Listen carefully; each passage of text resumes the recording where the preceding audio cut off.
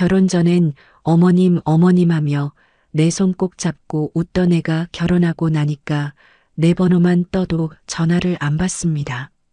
반찬 보내주려고 집 주소라도 알려달랬더니 엄마 다은이가 엄마 오시면 불편해해. 그 말을 듣는 순간 숨이 턱 막혔습니다. 아니, 내가 뭘 그렇게 잘못했다고?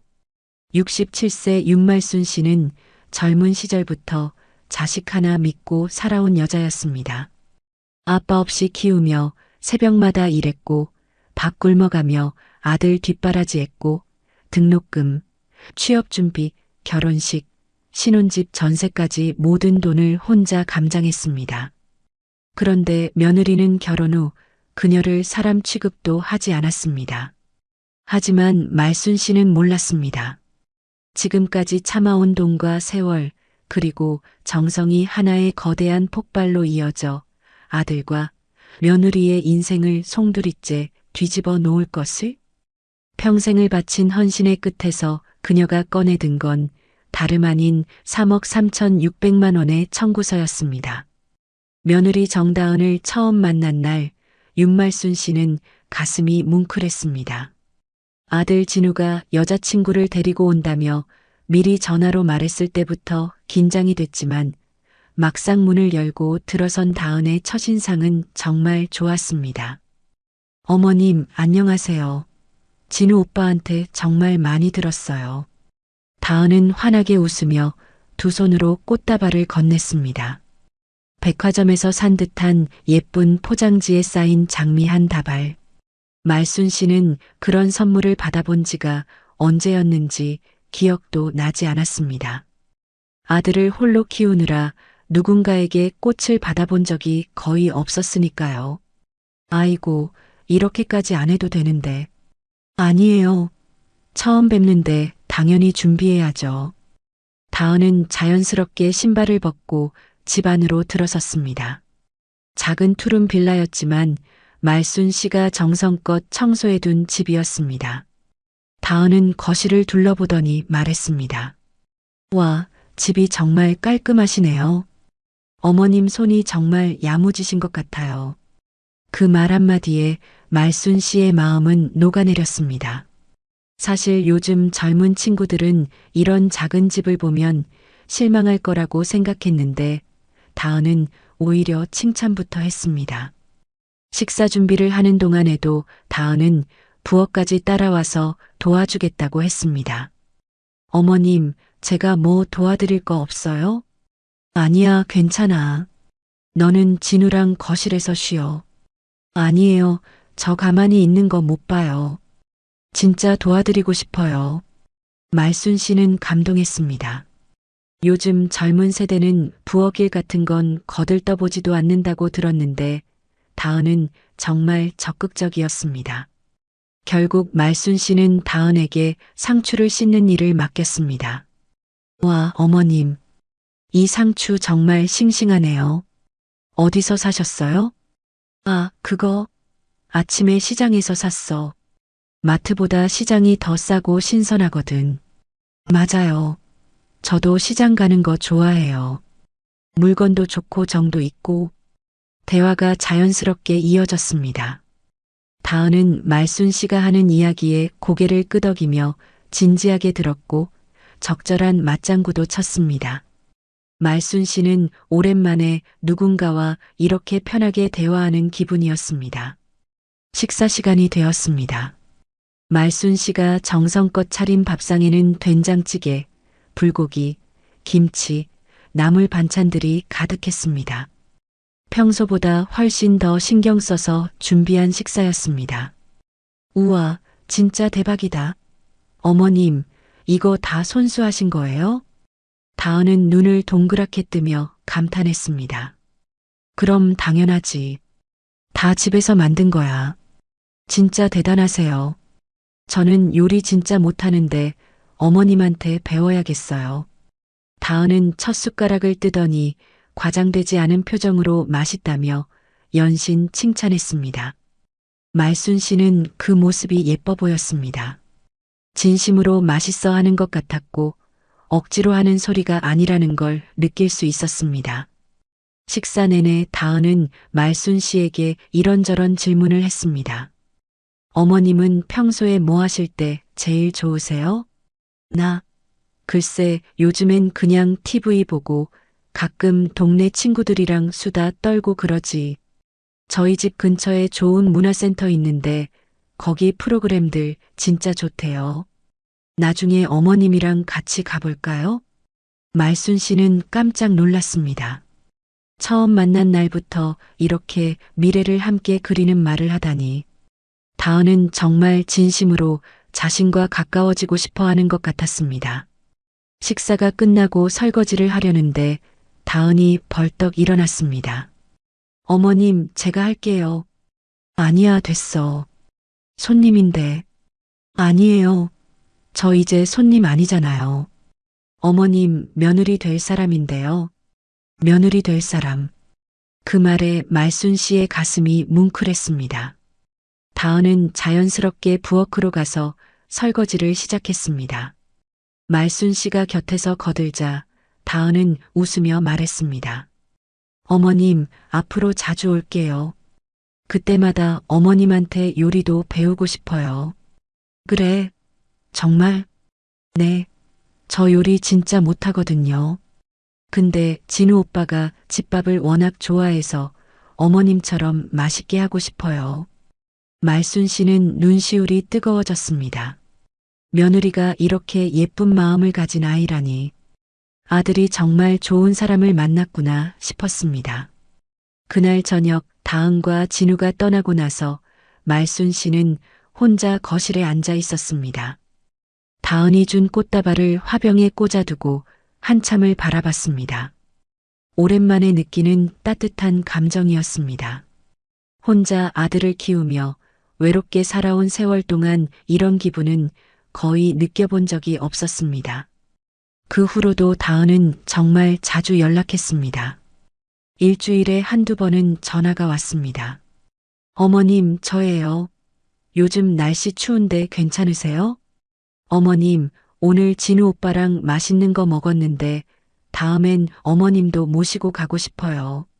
어머님, 제가 백화점에서 이쁜 스카프 봤는데 어머님한테 잘 어울릴 것 같아요. 사드릴까요? 말순 씨는 매번 괜찮아. 그런 거 안 사도 되라고 말했지만 다은의 그 마음 자체가 너무 고마웠습니다. 누군가 자신을 생각해 준다는 것. 그것만으로도 충분했습니다. 어느 날은 다은이 말순 씨를 직접 찾아왔습니다. 갑작스러운 방문이었는데 손에는 큰 쇼핑백을 들고 있었습니다. 어머님, 깜짝 방문이죠? 아이고, 왜 혼자 왔어? 진우는? 오빠는 회사 일 있어서요.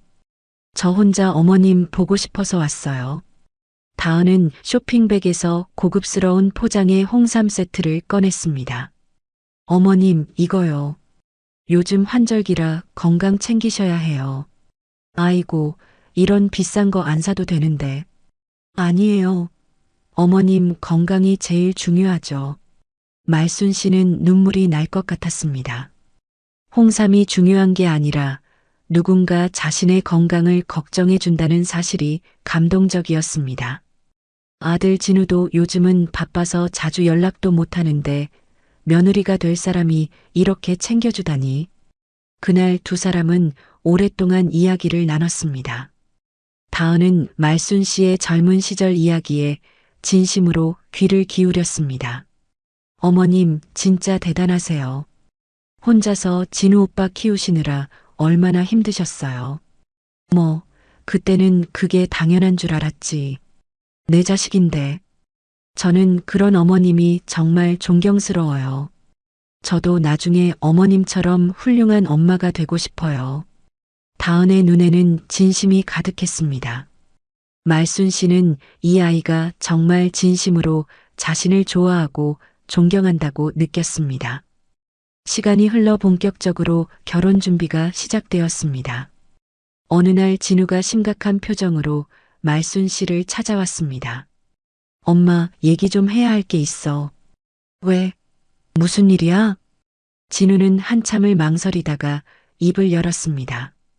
결혼 준비 비용이 생각보다 많이 드는데 우리 돈으로는 좀 부족해.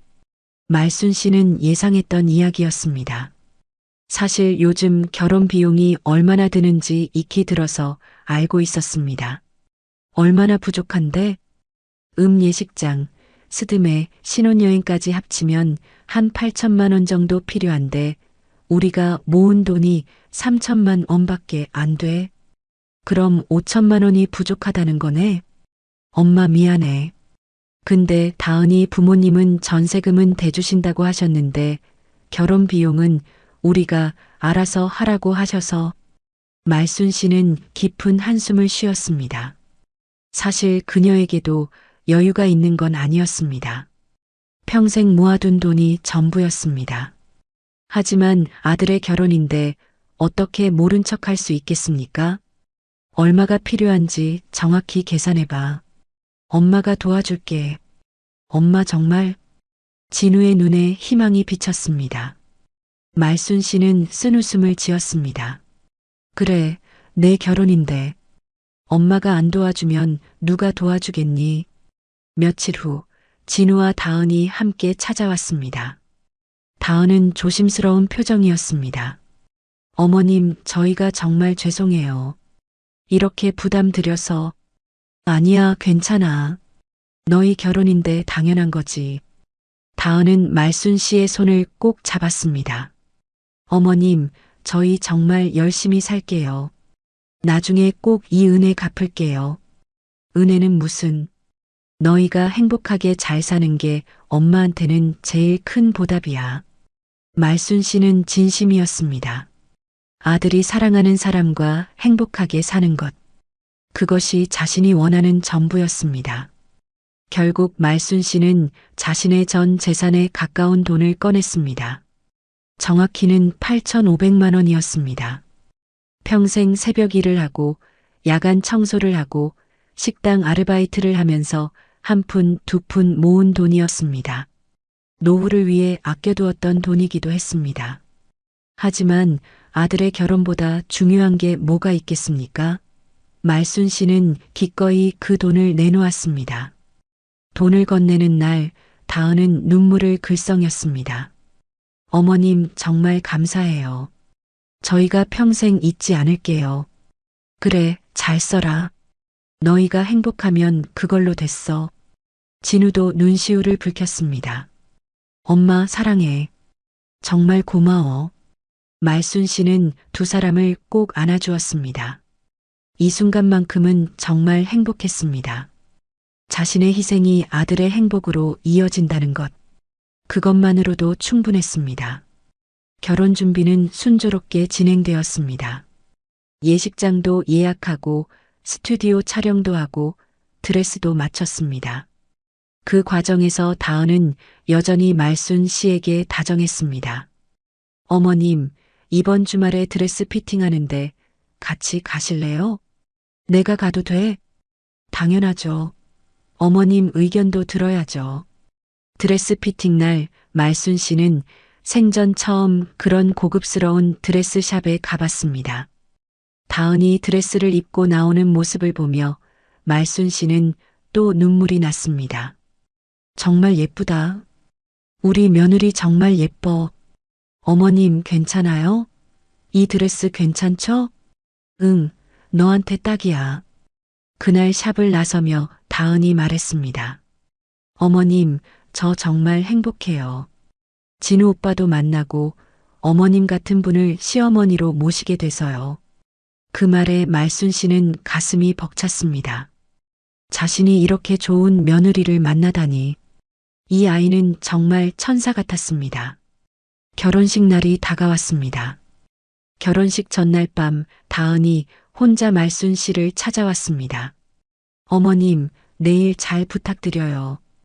무슨 소리야? 내가 더 잘 부탁해야지. 다은은 말순 씨의 손을 꼭 잡았습니다. 어머님, 저 진짜 열심히 살게요. 진우 오빠도 잘 챙기고 어머님도 잘 모실게요. 그래, 고맙다. 너만 믿는다. 그리고요, 어머님.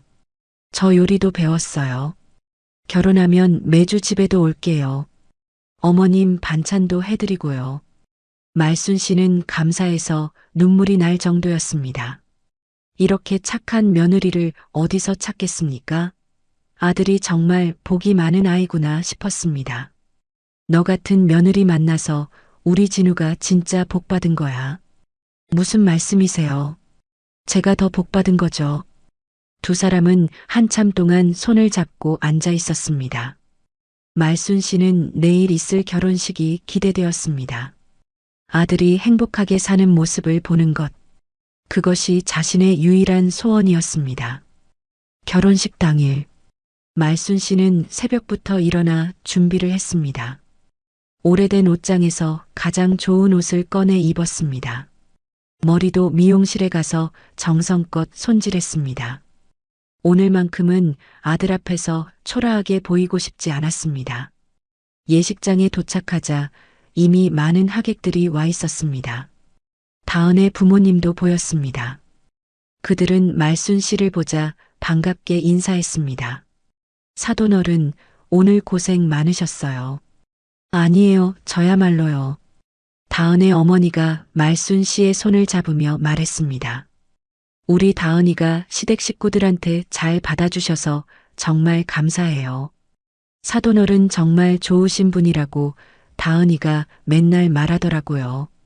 말순 씨는 뿌듯했습니다. 자신이 다은에게 잘해준 게 이렇게 전해지다니. 결혼식이 시작되었습니다.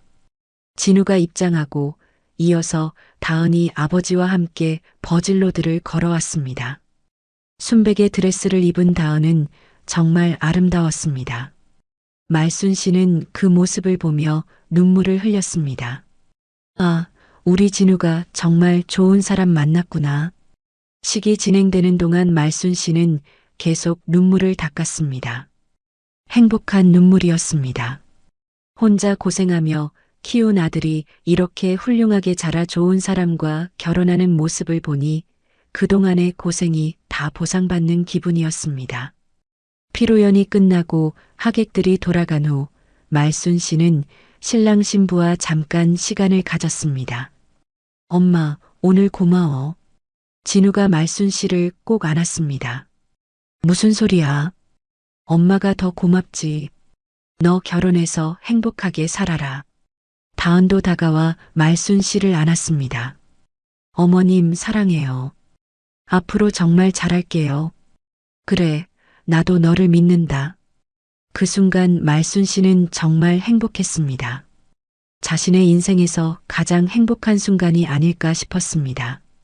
아들이 사랑하는 사람과 결혼하고 그 사람이 자신을 친엄마처럼 대해준다니. 이보다 더 바랄 게 뭐가 있겠습니까?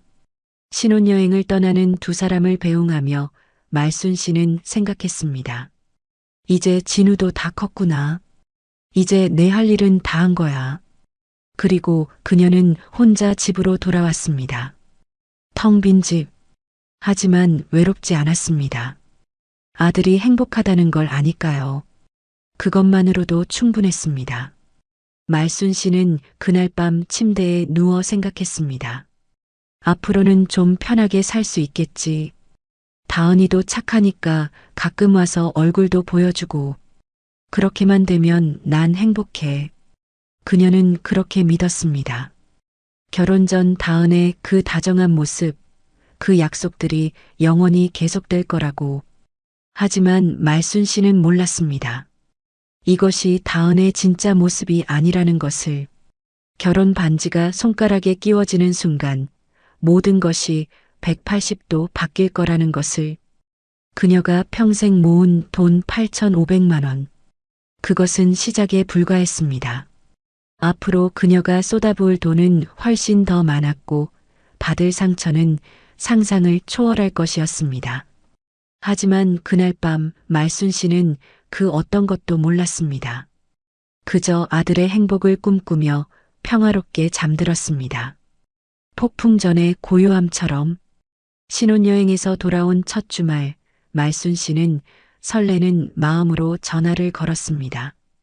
다은이 결혼 전에 약속했던 것처럼 매주 집에 올 거라고 했으니까요. 반찬도 해주고 얼굴도 보고 싶었습니다. 따르릉, 따르릉. 전화벨이 울렸지만 받지 않았습니다. 말순 씨는 바쁜가 보다 생각하며 문자를 보냈습니다. 다은아, 이번 주말에 시간 되면 집에 한번 올래? 반찬 해놓고 기다릴게. 문자는 읽은 표시가 떴지만 답장은 오지 않았습니다. 1시간이 지나고 2시간이 지나도 답이 없었습니다. 말순 씨는 불안한 마음에 진우에게 전화를 걸었습니다. 여보세요, 진우야? 엄마. 무슨 일이야? 아니, 다은이한테 연락했는데 답이 없어서 너희 이번 주말에 집에 올 수 있어? 잠시 침묵이 흘렀습니다. 엄마, 우리 이번 주는 좀 바빠서 다음에 갈게. 그래. 그럼 다음 주는 괜찮아? 봐야 알 것 같은데. 다은이가 요즘 회사 일이 좀 많대. 말순 씨는 조금 실망했지만 이해하려고 했습니다. 신혼이니까 바쁠 수도 있겠지. 아직 직장 생활도 해야 하고 새로 시작하는 것도 많을 테니까. 그래, 알았어. 그럼 시간 날 때 연락해. 응, 알았어, 엄마. 나 지금 좀 바빠서 끊을게. 뚝. 전화가 끊겼습니다. 말순 씨는 핸드폰을 내려다보며 허전함을 느꼈습니다. 예전 같으면 진우가 먼저 엄마 건강은 어때? 밥은 먹었어? 이런 말을 했었는데 요즘은 그런 말이 없었습니다. 신혼이라 바쁜가 보다. 조금 있으면 나아지겠지. 말순 씨는 스스로를 위로했습니다. 2주가 지났습니다. 여전히 아들 부부로부터 연락이 없었습니다. 말순 씨는 참다 못해 다시 전화를 걸었습니다. 이번에는 다은에게 직접 걸었습니다. 따르릉, 따르릉, 따르릉. 전화는 계속 울렸지만 받지 않았습니다. 말순 씨는 이상했습니다. 전화기가 고장 났나? 아니면 정말 너무 바쁜 건가? 진우에게 다시 전화했습니다. 진우야, 다은이 전화 안 받는데 괜찮은 거야? 엄마, 다은이 요즘 정말 바빠. 프로젝트 하나 맡아서 야근도 많이 하고. 그래도 전화 한 통은 받을 수 있지 않아?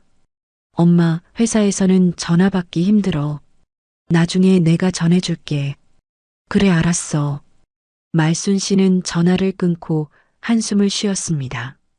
뭔가 이상했습니다. 결혼 전 그렇게 다정하던 다은이 갑자기 이렇게 연락을 끈다니. 하지만 며느리를 의심하고 싶지 않았습니다. 아마 정말 바쁜 거겠지. 한 달이 지났습니다. 그동안 말순 씨는 3번 더 전화를 걸었지만 다은은 한 번도 받지 않았습니다. 문자도 보냈지만 답장은 없었습니다. 읽은 표시만 뜰 뿐이었습니다. 말순 씨는 견딜 수가 없었습니다. 혹시 자신이 뭔가 잘못한 걸까? 결혼식 때 실수라도 한 걸까? 머릿속이 복잡했습니다.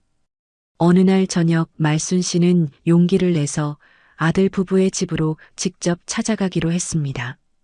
반찬을 정성껏 해서 큰 봉지에 담았습니다. 김치, 멸치볶음, 된장찌개 끓일 재료, 과일까지. 무거운 짐을 들고 버스를 2번 갈아타고 신혼집 앞까지 갔습니다. 초인종을 눌렀습니다. 누구세요? 인터폰 너머로 다은의 목소리가 들렸습니다. 나야, 다은아. 어머니. 잠시 침묵이 흘렀습니다. 어머님, 갑자기 왜 오셨어요? 반찬 좀 가져왔어. 문 열어줄래? 또 침묵. 그리고는 어머님, 죄송한데 지금 집 정리가 안 돼 있어서 다음에 연락드릴게요. 뭐? 아니, 괜찮아. 나는 그런 거 신경 안 쓰는데. 아니에요. 진짜 지금은 곤란해요. 반찬은 문 앞에 놔두시면 제가 나중에 가져갈게요. 말순 씨는 귀를 의심했습니다. 문도 안 열어준다고? 자신을 집 안으로 들이지도 않겠다고? 다은아, 나 여기까지 오느라 1시간 넘게 걸렸어. 잠깐만 얼굴이라도 보면 안 될까? 어머님, 죄송해요. 다음에 꼭 뵐게요. 그리고 인터폰이 끊겼습니다. 말순 씨는 문 앞에 멍하니 서 있었습니다. 손에 든 무거운 봉지가 더욱 무겁게 느껴졌습니다. 눈물이 핑 돌았지만 꾹 참았습니다. 아파트 복도에서 우는 모습을 누가 보면 안 되니까 결국 반찬 봉지를 문 앞에 놓고 돌아섰습니다. 엘리베이터를 타고 내려오는 동안 눈물이 멈추지 않았습니다. 왜 이러는 거지? 내가 뭘 잘못한 거지? 집으로 돌아오는 길은 너무 멀게 느껴졌습니다. 버스 안에서 말순 씨는 창밖을 멍하니 바라봤습니다. 결혼 전 그렇게 다정하던 다은의 모습이 떠올랐습니다. 어머님 결혼하면 매주 집에도 올게요. 그 약속은 다 어디로 간 걸까요? 집에 도착해서 말순 씨는 진우에게 전화했습니다. 진우야, 엄마 오늘 너희 집 갔었어. 뭐? 왜 갑자기? 반찬 좀 갖다 주려고. 그런데 다은이가 문도 안 열어주더라. 엄마 갑자기 가면 곤란하지. 미리 연락하고 가야지. 미리 연락? 내가 며칠 전에 전화했는데 계속 안 받잖아. 엄마, 다은이 바쁘다니까. 좀 이해해줘. 이해? 내가 뭘 이해해야 하는데? 시어머니가 반찬 갖다 준다는데 문도 안 열어주는 게 말이 되냐? 엄마, 목소리 좀 낮춰. 그리고 사실 다은이가 좀 부담스러워하는 것 같아. 부담? 뭐가 부담스러운데? 진우는 한참을 망설이다 말했습니다. 엄마가 너무 자주 연락하니까. 말순 씨는 귀를 의심했습니다. 자주? 내가 언제 자주 했어? 한 달에 몇 번 전화하는 게 자주야? 엄마, 다은이는 원래 좀 조용한 걸 좋아하거든. 연락도 꼭 필요할 때만 하는 스타일이고. 그럼 시어머니가 연락하는 건 필요 없다는 거야? 그게 아니라. 아니긴 뭐가 아니야. 내 말이 그 말이잖아. 말순 씨의 목소리가 떨렸습니다. 엄마, 진정해. 내 말은 그게 아니고. 됐어. 알았어. 이제 안 그럴게. 말순 씨는 전화를 끊어버렸습니다. 그리고 침대에 쓰러져 베개를 껴안고 울었습니다. 내가 뭘 잘못한 거지? 왜 나는 연락하면 안 되는 거지? 그날 밤 말순 씨는 잠을 이루지 못했습니다. 2주가 더 지났습니다. 말순 씨는 약속대로 연락하지 않았습니다. 전화도 문자도 보내지 않았습니다. 며느리가 부담스러워한다니 참아야겠다고 생각했습니다. 하지만 참는 게 쉽지 않았습니다. 매일 핸드폰을 들여다보며 혹시 연락이 왔나 확인했습니다. 하지만 아무것도 없었습니다. 추석이 다가왔습니다. 명절인데 아들 부부가 오겠지 싶어서 말순 씨는 음식을 준비했습니다. 전도 부치고 나물도 무치고 탕국도 끓였습니다. 새벽부터 일어나서 정성껏 준비했습니다. 추석 당일 아침 말순 씨는 진우에게 조심스럽게 문자를 보냈습니다.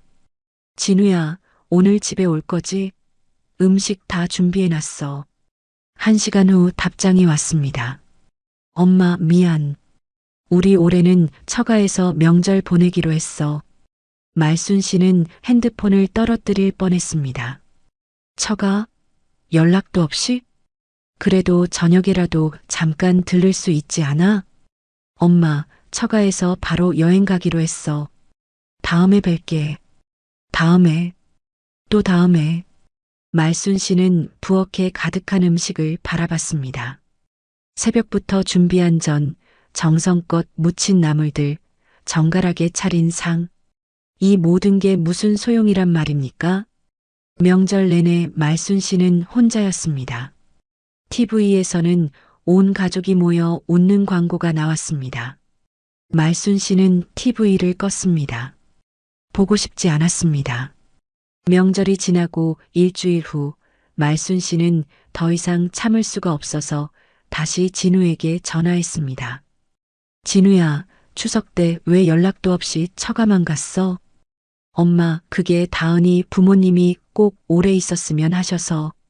그래도 나한테 인사라도 하고 가는 게 맞지 않아? 엄마, 미안해. 다음 명절에는 꼭 갈게. 다음 명절? 그럼 그때까지 나는 너 얼굴도 못 보는 거야? 엄마, 그게 아니라 요즘 우리가 진짜 바빠서. 바빠서? 부모 얼굴 볼 시간도 없을 만큼 바빠? 말순 씨의 목소리가 높아졌습니다. 엄마, 왜 이러세요? 우리도 나름대로 사정이 있잖아요. 사정? 무슨 사정인데? 진우는 한참을 침묵하다가 말했습니다. 엄마가 연락을 너무 자주 하니까 다은이가 스트레스 받는데요.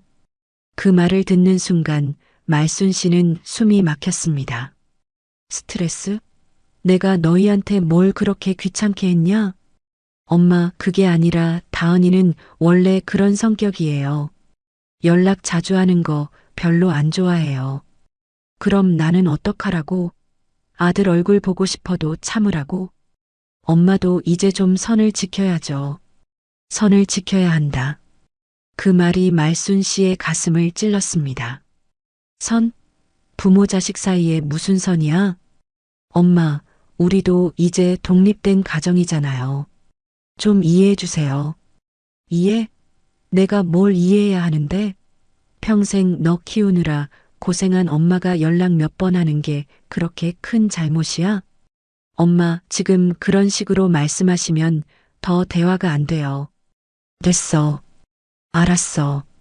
이제 안 그럴게. 너희 편하게 살아. 말순 씨는 전화를 끊어버렸습니다. 그리고 바닥에 주저앉아 울었습니다. 선을 지켜야 한다고? 내가 언제 선을 넘었다고? 평생을 바쳐 아들을 키웠습니다. 아빠 없이 혼자 키우느라 새벽마다 일하고 밤마다 청소 일을 했습니다. 자신은 밥을 굶어도 아들 먹을 것은 꼭 챙겼습니다. 등록금, 취업 준비, 결혼 비용까지 모두 감당했습니다. 그런데 이제 와서 선을 지키라고? 자신이 한 달에 몇 번 전화하는 게 선을 넘는 것이라고? 말순 씨는 거울을 봤습니다. 주름진 얼굴, 힘없이 내려간 어깨, 거칠어진 손. 이 모든 게 아들을 위해 희생한 흔적이었습니다. 난 뭐였던 거지, 그냥 돈 대주는 기계. 그날 이후로 말순 씨는 정말로 연락하지 않았습니다. 한 달이 지나고 두 달이 지났습니다. 그동안 아들 부부로부터 단 한 통의 전화도 한 줄의 문자도 오지 않았습니다. 말순 씨는 매일 핸드폰을 들여다봤습니다. 혹시 연락이 왔나 확인했습니다. 하지만 아무것도 없었습니다. 메시지함은 텅 비어 있었고 통화 기록도 없었습니다. 정말 나는 필요 없는 사람이구나. 어느 날 밤 말순 씨는 용기를 내서 다은에게 마지막으로 문자를 보냈습니다. 다은아, 내가 뭐 잘못했는지 말해줄래? 정말 알고 싶다. 내가 고칠 수 있으면 고치고 싶어. 문자를 보내고 말순 씨는 떨리는 마음으로 기다렸습니다. 1시간이 지나고 2시간이 지났습니다. 읽음 표시가 떴습니다. 답장이 올 것 같았습니다. 그리고 드디어 답장이 왔습니다. 그냥요. 그냥? 단 3글자? 말순 씨는 핸드폰을 바라보며 멍했습니다.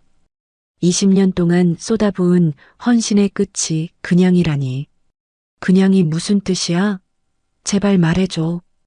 이번에는 답장조차 오지 않았습니다. 읽음 표시만 떴을 뿐입니다. 말순 씨는 더 이상 참을 수가 없었습니다. 진우에게 전화를 걸었습니다. 진우야, 다은이한테 문자 보냈는데 제대로 된 답장도 안 해주더라. 엄마, 왜 또 연락했어요? 부담 주지 말라고 했잖아요. 부담? 내가 뭘 잘못했는지 물어보는 게 부담이야? 엄마, 다은이는 그냥 조용히 지내고 싶은 거예요. 왜 자꾸 그걸 이해 못하세요? 조용히 지내고 싶다고? 그럼 나는 뭐야? 그냥 없는 사람 취급하라는 거야? 엄마, 극단적으로 생각하지 마세요. 극단적? 지금 극단적으로 구는 건 너희잖아. 결혼 전에는 어머님 하더니 결혼하고 나니까 사람 취급도 안 하잖아. 엄마, 그런 식으로 말하면 안 되죠. 우리도 우리 생활이 있어요. 너희 생활? 그 생활 하라고 내가 평생 희생한 거 알아? 말순 씨의 목소리가 떨렸습니다. 엄마, 이제 그만해요. 자꾸 이러시면 우리도 힘들어요. 너희가 힘들어? 나는 얼마나 힘든 줄 알아? 엄마, 진우가 소리를 질렀습니다. 제발 그만 좀 하세요. 우리 힘들게 하지 말고. 우리도 우리 인생 살아야 한다고요. 그리고 전화가 끊겼습니다. 말순 씨는 핸드폰을 들고 멍하니 서 있었습니다. 아들이 자신에게 소리를 지른 건 처음이었습니다.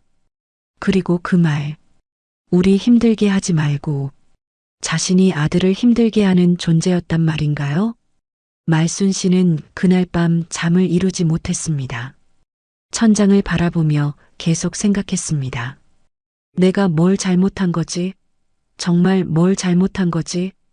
한 달에 몇 번 전화하는 것, 명절에 보고 싶어 하는 것, 반찬 갖다 주려는 것, 이게 다 잘못된 거였나요? 아침이 되었습니다. 말순 씨는 거울을 봤습니다.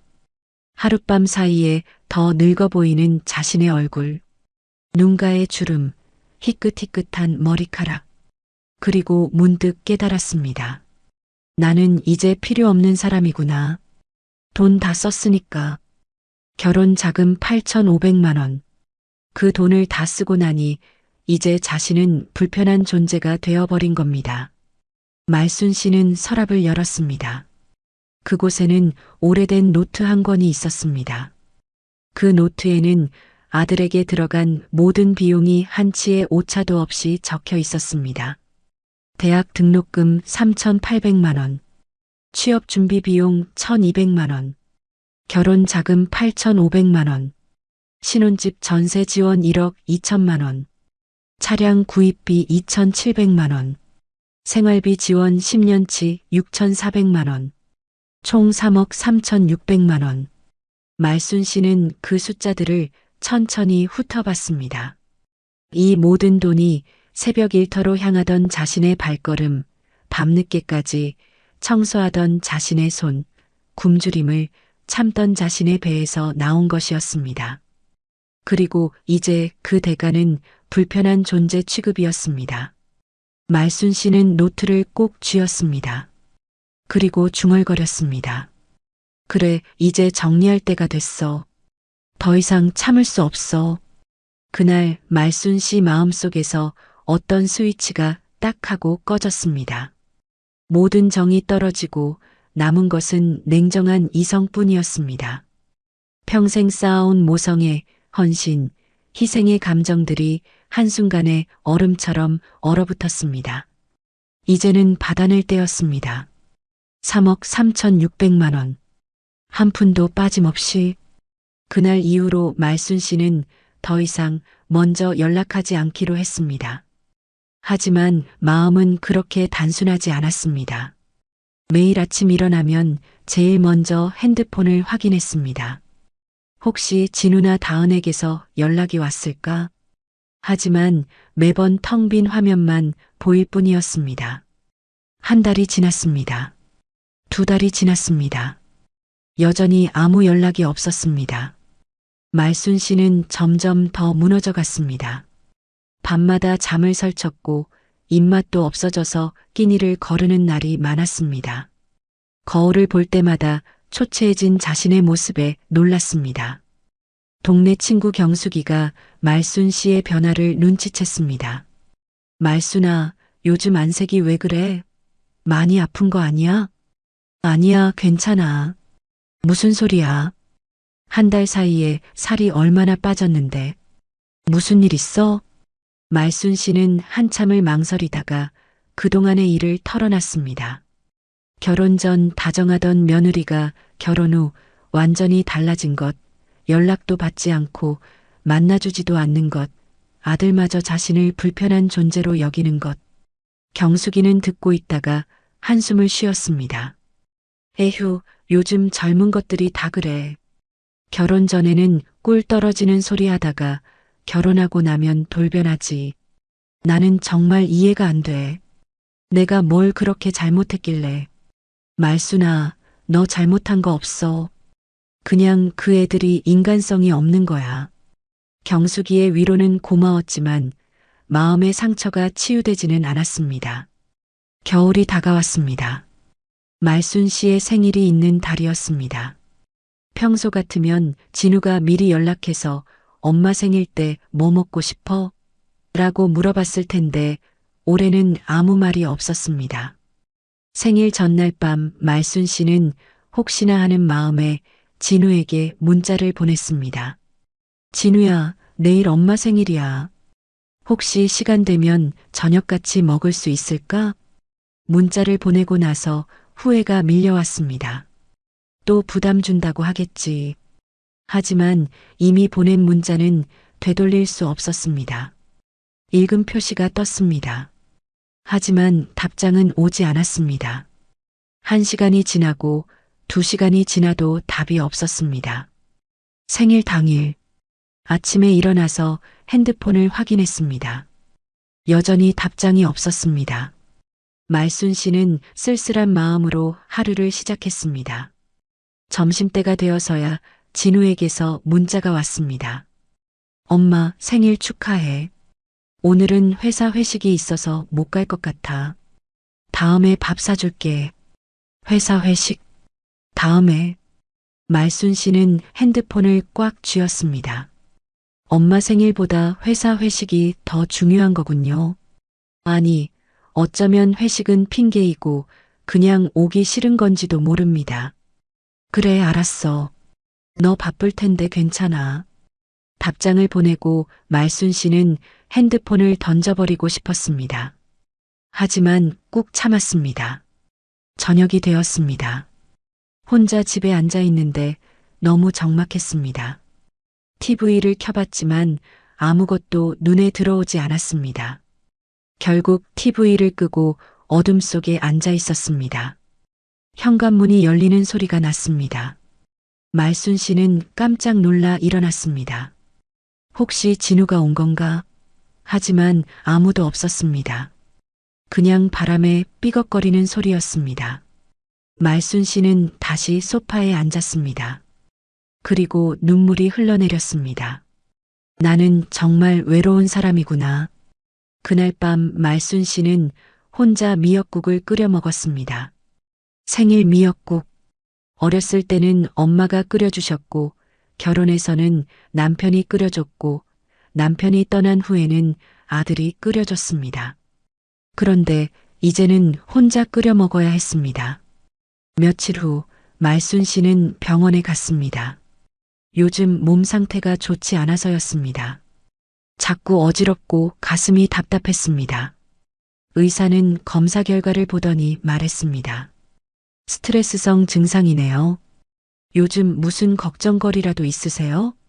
말순 씨는 대답하지 못했습니다. 걱정거리? 그게 한두 가지가 아니었습니다.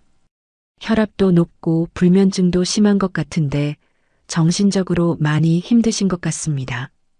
가족분들과 상의해서 스트레스 관리를 하셔야 할 것 같아요. 가족. 말순 씨는 쓴웃음을 지었습니다. 가족이 스트레스의 원인인데 어떻게 상의를 합니까? 약을 처방받아 집으로 돌아왔습니다. 약봉지를 들고 멍하니 앉아 있는데 문득 진우에게 이 사실을 알려야 하나 고민이 되었습니다. 하지만 곧 그 생각을 접었습니다.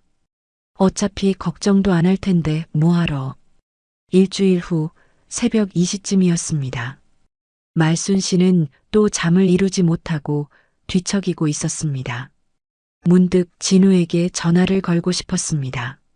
너무 외롭고 힘들었습니다. 누군가와 이야기를 나누고 싶었습니다. 하지만 번호를 누르려다 멈췄습니다. 새벽에 전화하면 또 부담 준다고 하겠지. 결국 전화를 걸지 못했습니다. 다음 날 아침 말순 씨는 용기를 내서 다은에게 전화를 걸어봤습니다.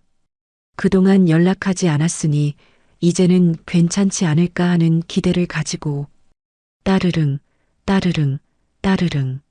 전화벨이 울렸습니다. 하지만 받지 않았습니다. 계속 울리다가 자동으로 끊겼습니다.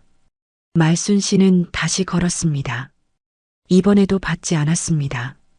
세 번째 전화를 걸었습니다. 이번에는 벨이 한 번 울리자마자 끊어버렸습니다. 거절 버튼을 누른 게 분명했습니다. 말순 씨는 온몸이 떨렸습니다. 전화를 받지 않는 것도 모자라 아예 끊어버리다니. 이건 명백한 거부였습니다. 진우에게 전화했습니다. 진우야, 다은이가 내 전화를 끊어버렸어. 엄마, 아침부터 무슨 소리야? 아침에 전화했는데 세 번째는 아예 끊어버리더라고. 엄마, 다은이 지금 출근 준비 중이었을 거야. 바빠서 그런 거지. 바쁘면 나중에 전화하겠다고 문자라도 보내는 게 맞지 않아? 아예 끊어버리는 게 말이 돼? 엄마, 왜 자꾸 그렇게 따지세요?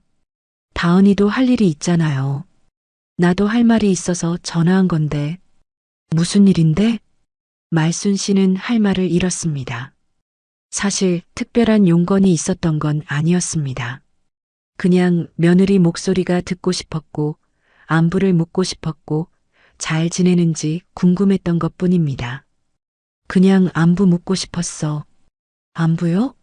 그런 거는 나중에 문자로 하면 되잖아요. 왜 바쁜 아침에 전화를 해요? 내가 언제 전화하면 돼? 아침도 안 되고, 낮에는 회사니까 안 되고, 저녁에는 피곤하다고 하고. 도대체 언제? 진우가 짜증 섞인 목소리로 말했습니다. 엄마, 진짜 왜 이러세요? 꼭 전화해야 하는 거예요? 문자로 하면 안 돼요? 나는 내 목소리가 듣고 싶다고. 말순 씨의 목소리가 커졌습니다. 엄마 목소리가 너무 크잖아요. 나 지금 출근해야 돼요. 나중에 얘기해요. 진우야, 잠깐만. 뚝. 전화가 끊겼습니다. 아들이 엄마 말을 끊고 전화를 끊어버린 겁니다. 말순 씨는 핸드폰을 들고 한참을 멍하니 있었습니다. 가슴이 무너져 내리는 것 같았습니다. 나는 정말 귀찮은 존재구나. 며칠 후 말순 씨는 우연히 길에서 진우 부부를 목격했습니다. 백화점 근처를 지나가는데 저 멀리 진우와 다은이 손을 잡고 걷고 있었습니다. 둘 다 웃으며 행복해 보였습니다. 말순 씨는 반가운 마음에 달려가려다 멈췄습니다. 혹시 또 불편해할까봐. 그래서 그냥 멀리서 지켜봤습니다. 진우와 다은은 카페에 들어갔습니다. 말순 씨는 카페 유리창 너머로 두 사람을 봤습니다. 커피를 마시며 즐겁게 대화하는 모습. 진우가 웃으며 다은의 손을 잡는 모습. 다은이 진우에게 뭔가를 보여주며 신나게 이야기하는 모습. 말순 씨는 가슴이 아팠습니다. 저렇게 시간이 있으면서 왜 자신에게는 시간이 없다고 했을까? 저렇게 웃을 수 있으면서 왜 자신과는 웃으며 대화하지 않을까? 말순 씨는 돌아섰습니다. 더 이상 보고 싶지 않았습니다. 집으로 돌아오는 길에 눈물이 계속 흘렀습니다. 집에 도착해서 진우에게 문자를 보냈습니다. 오늘 백화점에서 너희 봤다. 시간 있었으면 엄마한테 연락 좀 하지. 1시간 후 답장이 왔습니다. 엄마가 우리를 미행한 거예요? 미행? 말순 씨는 어이가 없었습니다. 무슨 미행이야? 우연히 지나가다 본 거지. 엄마, 이러시면 안 돼요. 우리도 우리 시간이 필요해요. 왜 자꾸 우리를 감시하세요? 감시? 말순 씨는 핸드폰을 던져버리고 싶었습니다. 감시가 아니라 그냥 우연히 본 거라고. 그리고 시간 있으면 엄마한테도 좀 시간 내주면 안 돼? 엄마, 우리가 언제 시간 안 냈어요? 우리도 바쁘다고 했잖아요. 너희는 데이트할 시간은 있으면서 엄마 볼 시간은 없다는 거지? 엄마, 정말 왜 이러세요? 우리는 부부예요. 데이트하는 게 당연하잖아요. 나도 내 엄마야. 엄마 보는 것도 당연한 거 아니야? 답장이 오지 않았습니다. 말순 씨는 계속 기다렸지만 더 이상 답이 없었습니다. 다음 날 저녁 진우에게서 전화가 왔습니다. 말순 씨는 반가운 마음에 전화를 받았습니다. 진우야, 엄마, 우리 한번 만나서 얘기 좀 해야 할 것 같아요. 그래, 좋아. 언제 올래? 엄마가 나와주세요. 내일 3시에 역 앞 카페에서 보죠. 밖에서 보자고. 말순 씨는 이상했지만 일단 승낙했습니다. 그래, 알았어. 다음 날 말순 씨는 약속 시간보다 30분 일찍 카페에 도착했습니다. 진우와 얼굴을 보고 대화할 수 있다는 게 기뻤습니다. 어쩌면 오해를 풀 수 있을지도 모른다고 생각했습니다. 약속 시간이 되자 진우가 들어왔습니다. 하지만 혼자가 아니었습니다. 다은도 함께였습니다. 앉아라. 말순 씨가 말했지만 두 사람의 표정은 굳어 있었습니다. 진우가 입을 열었습니다. 엄마, 우리 오늘 솔직하게 얘기하려고 왔어요. 그래, 좋아. 나도 할 말이 많아. 엄마가 먼저 들으세요. 진우는 심각한 표정으로 말을 이었습니다. 엄마가 요즘 우리한테 너무 집착하시는 것 같아요. 집착? 네. 계속 연락하시고, 우리 만나자고 하시고, 우리가 뭐 하는지 확인하시고, 솔직히 우리 둘 다 힘들어요. 말순 씨는 숨이 막혔습니다. 집착이라니 나는 그냥 너희가 보고 싶어서. 다은이 끼어들었습니다. 어머님, 저희도 어머님을 사랑해요. 하지만 너무 자주 연락하시니까 부담스러워요. 내가 언제 자주 연락했어? 한 달에 몇 번 전화하는 게 자주야? 진우가 한숨을 쉬었습니다. 엄마, 문제는 빈도가 아니에요. 엄마가 우리한테 기대하는 게 너무 많아요. 우리도 우리 생활이 있는데 엄마는 항상 우리가 엄마를 우선시하길 바라잖아요. 우선시? 나는 그런 적 없어. 그냥 가끔 보고 싶다는 게 그렇게 큰 바람이야? 가끔이 아니잖아요. 엄마는 우리가 항상 연락하고 자주 만나고 엄마 생각을 해주길 바라잖아요. 말순 씨는 할 말을 잃었습니다. 나는 그냥 외로워서. 엄마 외로움은 엄마가 해결하셔야 해요. 우리한테 의지하시면 안 돼요. 그 말이 말순 씨의 가슴을 찔렀습니다. 의지? 부모 자식이 서로 의지하는 게 잘못이야? 다은이 또 끼어들었습니다. 어머님, 진우 오빠는 이제 제 남편이에요. 어머님 아들이기도 하지만 우선은 제 남편이고 우리 가정의 가장이에요. 그걸 좀 이해해 주세요.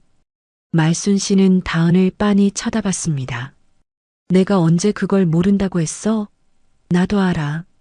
근데 그렇다고 엄마를 완전히 잊어버리란 말이야? 진우가 말했습니다. 잊어버리라는 게 아니에요. 거리를 좀 두자는 거죠. 거리? 네. 엄마도 엄마 인생을 사시고 우리는 우리 인생을 살고 적당한 거리를 유지하자는 거예요. 말순 씨는 웃음이 나왔습니다. 허탈한 웃음이었습니다. 적당한 거리라 좋아. 그럼 어느 정도가 적당한 거야? 한 달에 한 번? 아니면 명절에만? 아니면 아예 연락하지 말까? 엄마, 극단적으로 말씀하시지 마세요. 극단적이 아니라 정말 궁금해서 묻는 거야. 너희가 원하는 게 뭔데? 진우와 다은이 서로를 쳐다봤습니다. 그리고 진우가 말했습니다. 우리가 먼저 연락할 때까지 기다려주세요. 엄마가 먼저 연락하지 마시고. 말순 씨는 귀를 의심했습니다. 내가 먼저 연락하지 말라고? 네. 우리가 여유 있을 때 먼저 연락드릴게요. 그게 언제인데? 그건 상황 봐서요. 말순 씨는 더 이상 참을 수가 없었습니다. 좋아.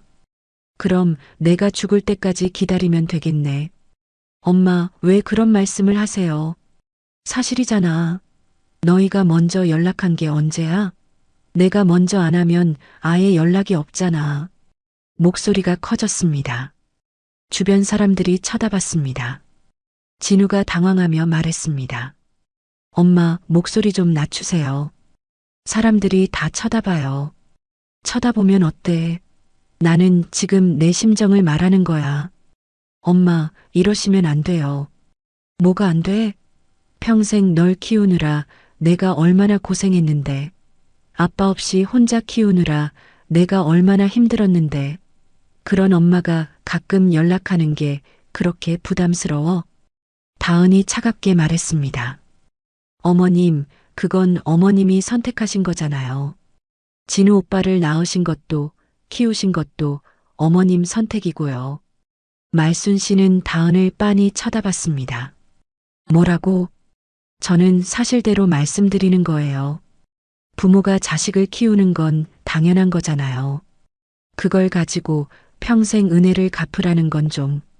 말순 씨는 손이 떨렸습니다. 넌 지금 뭐라고 한 거야? 진우가 급히 말했습니다. 엄마, 다은이가 말실수한 거예요. 그냥 넘어가요. 말실수? 저게 말실수야? 말순 씨는 일어섰습니다. 좋아. 알았어. 이제 알겠어. 너희가 원하는 게 뭔지. 엄마, 나는 이제 정말 연락 안 할게. 너희가 원하는 대로 해줄게. 대신 말순 씨는 두 사람을 똑바로 쳐다봤습니다. 나도 내가 원하는 걸 할 거야. 그리고 카페를 나왔습니다. 뒤에서 진우가 엄마라고 부르는 소리가 들렸지만 돌아보지 않았습니다. 집으로 돌아오는 길 말순 씨는 눈물도 나오지 않았습니다. 모든 감정이 얼어붙은 것 같았습니다. 집에 도착해서 서랍을 열었습니다. 그 노트를 꺼냈습니다. 3억 3,600만 원이 적힌 그 노트. 말순 씨는 노트를 펼쳐놓고 한참을 바라봤습니다. 그래, 이제는 정리할 때야. 더 이상 이런 취급받으며 살 수 없어. 그날 밤 말순 씨는 변호사 사무실 번호를 찾아봤습니다. 그리고 다음 날 아침 제일 먼저 전화를 걸었습니다. 여보세요. 법률 상담 받고 싶은데요. 드디어 반격이 시작되는 순간이었습니다. 변호사 사무실은 역 근처 오피스텔 건물 5층에 있었습니다. 말순 씨는 엘리베이터를 타고 올라가면서 가슴이 두근거렸습니다. 평생 변호사 사무실에 가본 적이 없었으니까요. 하지만 이제는 어쩔 수 없었습니다. 더 이상 참을 수 없었습니다. 사무실 문을 열고 들어가자 젊은 여자 변호사가 맞아주었습니다. 어서 오세요. 전화 주신 윤말수님 맞으시죠? 네, 맞습니다. 여기 앉으세요. 무슨 일로 오셨는지 말씀해 주시겠어요? 말순 씨는 긴 한숨을 쉬고는 그동안의 일을 차근차근 설명했습니다. 혼자 아들을 키운 것, 평생 희생한 것, 결혼 비용을 지원한 것, 그리고 결혼 후 며느리와 아들에게 받은 냉대. 변호사는 진지하게 듣다가 물었습니다. 그동안 아드님께 지원하신 금액이 정확히 얼마나 되시나요? 말순 씨는 가방에서 노트를 꺼냈습니다. 변호사는 노트를 펼쳐보며 놀란 표를 지었습니다. 이렇게 세세하게 기록을 해두셨네요. 네. 한 푼 한 푼 제가 번 돈이니까 잊을 수가 없어서요. 대학 등록금 3,800만 원, 취업 준비 비용 1,200만 원, 결혼 자금 8,500만 원, 신혼집 전세금 1억 2천만 원, 차량 구입비 2,700만 원, 생활비 지원 6,400만 원 총 3억 3,600만 원이네요. 네. 대출 이자는 빼고요. 변호사는 잠시 생각하더니 말했습니다. 어머님, 솔직히 말씀드리면 이 금액을 전액 받아내기는 쉽지 않습니다. 법적으로는 부모가 자녀에게 준 돈을 증여로 볼 가능성이 크거든요. 말순 씨의 얼굴이 어두워졌습니다. 그럼 한 푼도 못 받는다는 말인가요? 아니요, 방법은 있습니다. 이게 증여가 아니라 대여였다는 걸 입증하면 됩니다. 혹시 차용증이나 계약서 같은 게 있으신가요? 없습니다. 내 자식한테 그런 걸 받을 생각을 못했죠. 그렇다면 좀 어려울 수 있지만 문자 메시지나 통화 내역, 증인 등으로 입증할 수는 있습니다. 그리고 일단 내용 증명을 보내서 아드님의 반응을 보는 게 좋겠습니다. 내용 증명이요? 네. 법적 효력이 있는 문서로 어머님이 그동안 지원한 금액을 대여금으로 간주하고 반환을 요구한다는 내용을 공식적으로 통보하는 겁니다. 말순 씨는 잠시 망설였습니다. 정말 이렇게까지 해야 하나? 하지만 카페에서 있었던 일이 떠올랐습니다. 다은의 차가운 말투, 진우의 무책임한 태도. 그렇게 하겠습니다. 확실하신 거죠? 이렇게 하시면 아드님과의 관계는 완전히 틀어질 수 있습니다. 말순 씨는 쓴웃음을 지었습니다. 이미 틀어졌습니다. 더 나빠질 것도 없어요. 변호사는 고개를 끄덕이며 서류를 준비하기 시작했습니다. 일주일 후 내용 증명이 진우의 집으로 발송되었습니다. 말순 씨는 그날 하루 종일 불안했습니다. 진우가 어떤 반응을 보일까? 전화가 올까? 찾아올까? 저녁 7시쯤 예상대로 진우에게서 전화가 왔습니다. 말순 씨는 심호흡을 하고 전화를 받았습니다. 엄마, 이게 무슨 짓이야? 진우의 목소리는 분노로 가득했습니다. 무슨 짓이라니? 내용 증명, 3억을 갚으라고? 엄마가 미쳤어? 미친 게 아니야. 정신 차린 거지. 엄마가 준 돈이잖아. 왜 갑자기 갚으라는 거야? 준 게 아니라 빌려준 거야. 무슨 소리야? 엄마는 분명히 너희가 행복하면 됐다고 했잖아. 그때는 그랬지. 하지만 너희가 나를 이렇게 대할 줄 몰랐어. 진우는 잠시 침묵했습니다. 그리고 목소리를 낮춰 말했습니다. 엄마, 제발. 이러지 마. 우리가 어떻게 3억을 갚아? 그건 내 문제야. 엄마, 우리 지금 전세 대출도 있고 신용카드 빚도 있어. 월급으로 겨우겨우 사는데 어떻게 3억을 갚아? 그럼 월불로 나눠서 갚으면 되지. 월불로? 얼마씩? 변호사 선생님이 계산해 주셨어. 이자 포함해서 월 300만 원씩 10년간. 300만 원? 그게 말이 돼? 우리 월급 합쳐봤자 500만 원인데. 그럼 이자 없이 20년간 월 140만 원. 선택해. 진우는 거칠게 숨을 내쉬었습니다. 엄마, 정말 이러실 거야? 정말로? 그래. 너희가 나한테 그렇게 했으니까. 우리가 뭘 어쨌다고. 선 좀 지키라며? 너희 편하게 살라며? 부담 주지 말라며? 좋아. 그렇게 해줄게. 대신 돈만 받으면 돼. 엄마는 정말. 진우의 목소리가 떨렸습니다. 엄마는 정말 돈이 그렇게 중요해? 말순 씨는 웃음이 나왔습니다. 너희한테는 내가 돈 말고 뭐였어? 내 마음은 신경 쓰지도 않으면서. 엄마, 우리가 언제? 됐어. 변호사 선생님께 연락해. 나는 더 이상 너랑 직접 얘기 안 할 거야. 말순 씨는 전화를 끊어버렸습니다. 그리고 소파에 주저앉았습니다. 손이 떨렸습니다. 아들에게 이렇게 차갑게 대하는 게 쉬운 일은 아니었습니다. 하지만 이제는 어쩔 수 없었습니다. 다음 날 아침 현관문을 두드리는 소리가 났습니다. 말순 씨가 문을 열자 다은이 서 있었습니다. 혼자였습니다. 어머님, 다은의 목소리는 처음 만났을 때처럼 다정했습니다. 하지만 말순 씨는 더 이상 속지 않았습니다. 무슨 일이야? 들어가서 얘기해도 될까요? 말순 씨는 문을 열어주었습니다. 다은이 거실로 들어와 앉았습니다. 어머님, 진우 오빠가 어제 엄청 속상해했어요. 그래? 네. 내용 증명 때문에요. 어머님, 그건 좀 심하신 것 같아요. 말순 씨는 다은을 빤히 쳐다봤습니다. 뭐가 심해? 어머님이 주신 돈을 갑자기 갚으라고 하시는 게요. 준 게 아니라 빌려준 거라니까. 하지만 어머님은 분명히 너희가 행복하면 됐다고 하셨잖아요. 그건 너희가 날 제대로 대해줄 거라는 전제 하에서였어. 다은은 잠시 말이 없다가 다시 입을 열었습니다. 어머님, 저희가 어머님을 소홀히 대한 건 사실이에요. 그건 저희가 잘못했어요. 진심으로 사과드릴게요. 말순 씨는 코웃음을 쳤습니다. 지금 와서 사과? 어머님, 앞으로 잘할게요. 자주 찾아뵙고 전화도 자주 드리고 어머님 말씀 잘 들을게요. 그러니까 제발 내용 증명 취소해 주세요. 다은의 눈에 눈물이 맺혔습니다. 하지만 말순 씨는 그것조차 연기처럼 보였습니다. 결혼 전에도 그렇게 말했지. 매주 집에 갈게요.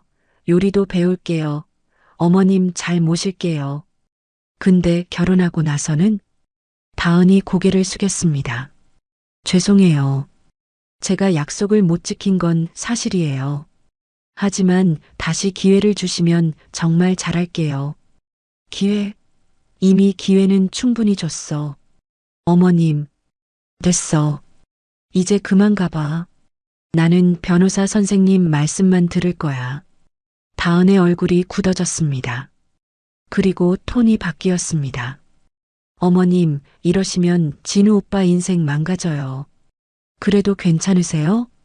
내 인생은 이미 망가졌는걸. 어머님도 참 이기적이시네요. 말순 씨는 다은을 빤히 쳐다봤습니다. 뭐라고? 진우 오빠 평생 어머님 때문에 고생했어요. 아버지도 없이 자라면서 얼마나 힘들었겠어요. 그런데 결혼해서 좀 행복하게 살려고 하니까 어머님이 계속 붙들고 있잖아요. 내가 언제 붙들었어?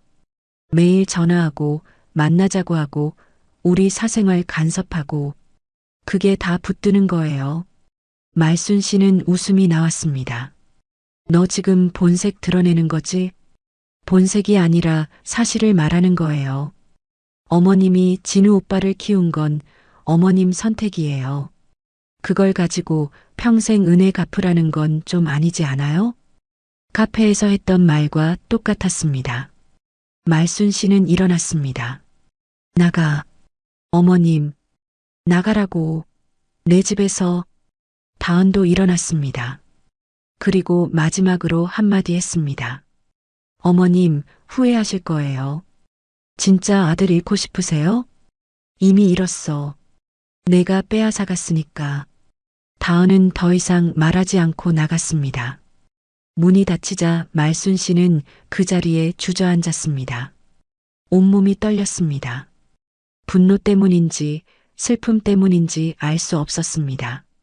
며칠 후 진우가 직접 찾아왔습니다. 말순 씨는 문을 열어주지 않았습니다. 엄마, 문 열어줘. 제발. 인터폰 너머로 진우의 목소리가 들렸습니다. 할 말 없어. 엄마, 나 무릎 꿇을게. 제발 문 열어줘. 말순 씨는 인터폰 화면을 봤습니다. 진우가 정말로 무릎을 꿇고 있었습니다. 하지만 말순 씨의 마음은 움직이지 않았습니다. 돈 가지고 와? 엄마, 돈 없으면 갈 일 없어. 엄마, 제발. 이러지 마. 나 정말 힘들어. 나는 안 힘들었을 것 같아? 평생 너 하나 믿고 살았는데 너한테 버림받은 기분이 어떤지 알아? 엄마, 나 엄마 안 버렸어. 그냥 좀 숨 쉴 공간이 필요했던 거야. 숨 쉴 공간? 그래. 그럼 이제 영원히 숨 쉬어. 나는 이제 너 신경 안 쓸 테니까. 엄마. 말순 씨는 인터폰을 끊어버렸습니다. 진우는 1시간 넘게 문 앞에 있었지만 말순 씨는 끝내 문을 열어주지 않았습니다. 그날 밤 말순 씨는 변호사에게 전화했습니다. 변호사님, 소송 준비해 주세요. 어머님, 확실하신 거죠? 네. 더 이상 물러설 수 없어요. 알겠습니다. 내일 사무실로 오셔서 서류 좀 작성해 주세요. 전화를 끊고 말순 씨는 창밖을 바라봤습니다. 밤하늘에 별이 반짝이고 있었습니다. 예전에는 저 별을 보며 아들의 행복을 빌었는데 이제는 아무 감정도 들지 않았습니다. 며칠 후 진우의 어머니 친구들이 말순 씨를 찾아왔습니다. 경숙이를 비롯해서 3명의 친구들이었습니다. 말순아, 우리 얘기 좀 들어봐. 무슨 얘기? 진우한테 소송한다며? 그건 좀 심한 거 아니야? 말순 씨는 한숨을 쉬었습니다. 내일이야. 신경 끄세요. 경숙이가 말했습니다. 말순아, 우리 친구잖아. 그래서 하는 말인데 부모 자식이 법정에서 싸우는 건 정말 안 좋아. 주변에서 손가락질하고. 손가락질? 내가 뭘 잘못했다고 손가락질을 받아야 해? 그게 아니라 세상 사람들이 그렇게 보잖아. 자식한테 돈 받아내려는 나쁜 엄마라고. 말순 씨는 친구들을 빤히 쳐다봤습니다. 그럼 나는 평생 당하고만 살라는 거야? 내가 얼마나 희생했는데? 다른 친구가 끼어들었습니다. 그래도 자식이잖아. 피는 물보다 진하다고. 시간 지나면 다 좋아질 거야. 좋아지지 않아. 이미 끝났어. 말순아, 내가 지금 화가 나서 그러는 거야. 시간 좀 두고 생각해봐. 생각 다 했어. 더 이상 생각할 것도 없고. 친구들은 한참을 설득했지만 말순 씨의 마음을 돌리지 못했습니다. 결국 친구들은 한숨을 쉬며 돌아갔습니다. 친구들이 간 후 말순 씨는 혼자 앉아 있었습니다. 정말 자신이 잘못된 건가? 세상 사람들이 정말 자신을 나쁜 엄마라고 볼까? 하지만 곧 고개를 저었습니다. 아니야. 잘못된 건 나를 이렇게 만든 애들이야. 나는 당당해. 일주일 후 법원에서 첫 조정 기일 통지서가 왔습니다. 재판 전에 조정을 시도하는 절차였습니다. 말순 씨는 변호사와 함께 법원에 갔습니다. 조정실에는 조정위원과 진우, 다은, 그리고 그들의 변호사가 앉아 있었습니다. 진우는 말순 씨를 보자 복잡한 표정을 지었습니다. 조정위원이 말했습니다. 자, 양측의 의견을 들어보겠습니다. 먼저 원고 측부터. 말순 씨의 변호사가 그동안의 경위를 설명했습니다. 3억 3,600만 원의 지원, 그리고 결혼 후 며느리와 아들의 태도 변화. 진우의 변호사가 반박했습니다. 이는 명백한 증여입니다. 부모가 자식에게 준 돈을 갑자기 돌려달라는 것은 법적으로 문제가 있습니다. 말순 씨의 변호사가 말했습니다. 증여라는 증거가 없습니다. 오히려 이는 조건부 대여로 볼 수 있습니다. 아들이 어머니를 제대로 모신다는 조건 하에 돈을 빌려준 것으로 볼 수 있죠. 조정위원이 진우를 보며 물었습니다. 피고 측에서는 어떻게 생각하십니까? 진우가 떨리는 목소리로 말했습니다. 저는 엄마가 준 돈이라고 생각했습니다. 엄마도 너희가 행복하면 됐다고 하셨고요. 그렇다면 어머니께 어떻게 대해드렸습니까? 진우는 고개를 숙였습니다. 제가 소홀했던 건 사실입니다. 조정위원이 말순 씨를 보며 물었습니다. 어머님, 정말로 전액을 받으시려는 겁니까? 네. 하지만 이는 아드님의 인생을 파탄낼 수 있는 금액입니다. 저도 인생이 파탄났는걸요. 조정위원이 한숨을 쉬었습니다. 어머님, 조정안을 하나 제시해 드리겠습니다. 전액이 아니라 일부 금액만 받으시고 아드님은 앞으로 어머님을 잘 모신다는 약속을 하는 건 어떻습니까? 말순 씨는 고개를 저었습니다. 약속은 이미 깨졌어요. 더 이상 믿을 수 없어요. 그렇다면 조정위원이 진우를 보며 말했습니다. 피고 측에서는 어떻게 생각하십니까? 진우가 말했습니다. 저는 전액을 갚을 능력이 없습니다. 월급으로는 생활도 빠듯한데. 그렇다면 분할 상환은 어떻습니까? 그것도 너무 부담이 큽니다. 조정위원이 난처한 표정을 지었습니다. 양측이 합의점을 찾지 못하면 재판으로 갈 수밖에 없습니다. 말순 씨가 말했습니다. 그렇게 하겠습니다. 재판으로 가겠습니다. 진우가 소리쳤습니다. 엄마, 정말 이러실 거야? 정말로? 그래. 너희가 원한 거잖아. 선 좀 지키라며? 이제 법적으로 선을 그을 거야. 조정은 결렬되었습니다. 이제 정식 재판으로 갈 수밖에 없었습니다. 조정실을 나오며 진우가 말순 씨를 붙잡았습니다. 엄마, 제발. 마지막으로 부탁할게. 이러지 마. 말순 씨는 진우의 손을 뿌리쳤습니다. 이제 우리는 남이야. 엄마, 법정에서 보자. 말순 씨는 돌아서서 걸어갔습니다. 뒤에서 진우가 우는 소리가 들렸지만 돌아보지 않았습니다. 법원 밖으로 나오자 차가운 바람이 불었습니다. 말순 씨는 하늘을 올려다봤습니다. 구름 한 점 없는 맑은 하늘이었습니다. 이제 정말 끝이구나. 평생을 바쳐 키운 아들과의 관계. 이제 정말로 끝이 나는 것 같았습니다. 하지만 후회는 없었습니다. 더 이상 당하고만 살 수는 없었으니까. 말순 씨는 변호사에게 말했습니다. 다음 재판 날짜 잡히면 연락 주세요. 네, 알겠습니다. 어머님, 힘내세요. 말순 씨는 고개를 끄덕이고 버스 정류장으로 향했습니다. 그리고 중얼거렸습니다. 이제 시작이야. 끝까지 갈 거야. 3억 3,600만 원. 한 푼도 빠짐없이 받아낼 것입니다. 그것이 평생의 희생에 대한 최소한의 보상이었습니다. 재판 준비 기간 동안 말순 씨는 변호사와 여러 번 만났습니다. 증거 자료를 정리하고 증인을 확보하고 진술서를 작성하는 일들이 쉽지 않았습니다. 하지만 말순 씨는 포기하지 않았습니다. 어머님, 이 통장 내역이 매우 중요합니다. 어머님이 아드님 계좌로 송금하신 기록이 다 남아있네요. 변호사는 은행 거래 내역을 보며 말했습니다.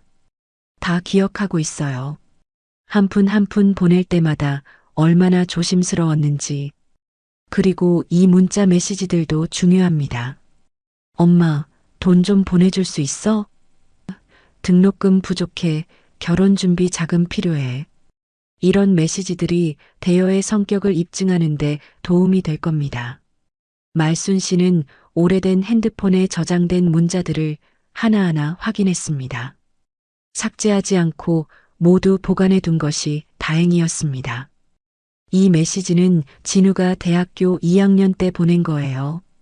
엄마, 이번 학기 등록금 350만 원 필요해. 부탁해라고. 네, 좋습니다.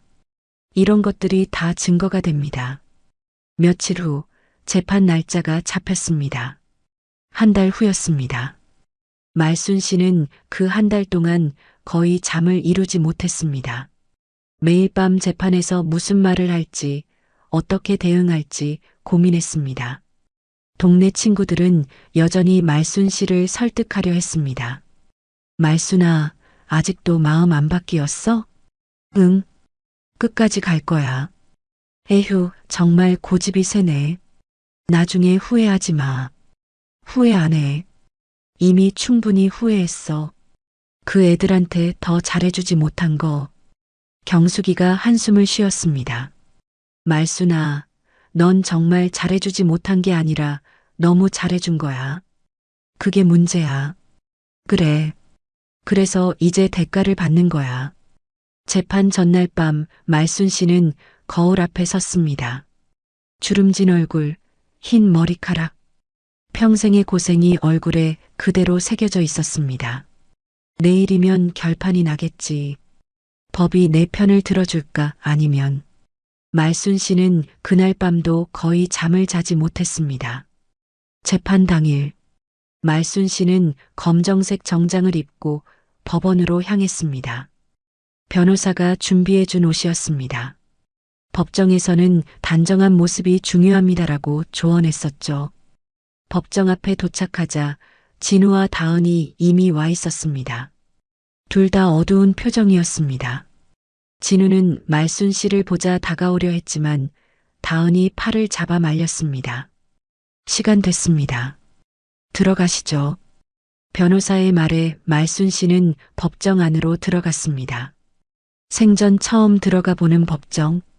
높은 판사석, 증인석, 방청석. 모든 것이 낯설고 무서웠습니다. 모두 일어서 주십시오. 판사가 입장했습니다. 중년의 남자 판사였습니다. 착석하십시오. 사건 번호 2024가단 123,456대 여금 청구 사건 원고 윤말순 피고 김진우 사건을 시작하겠습니다. 판사는 서류를 넘기며 말했습니다. 원고 측 대리인 청구 취지를 말씀해 주십시오.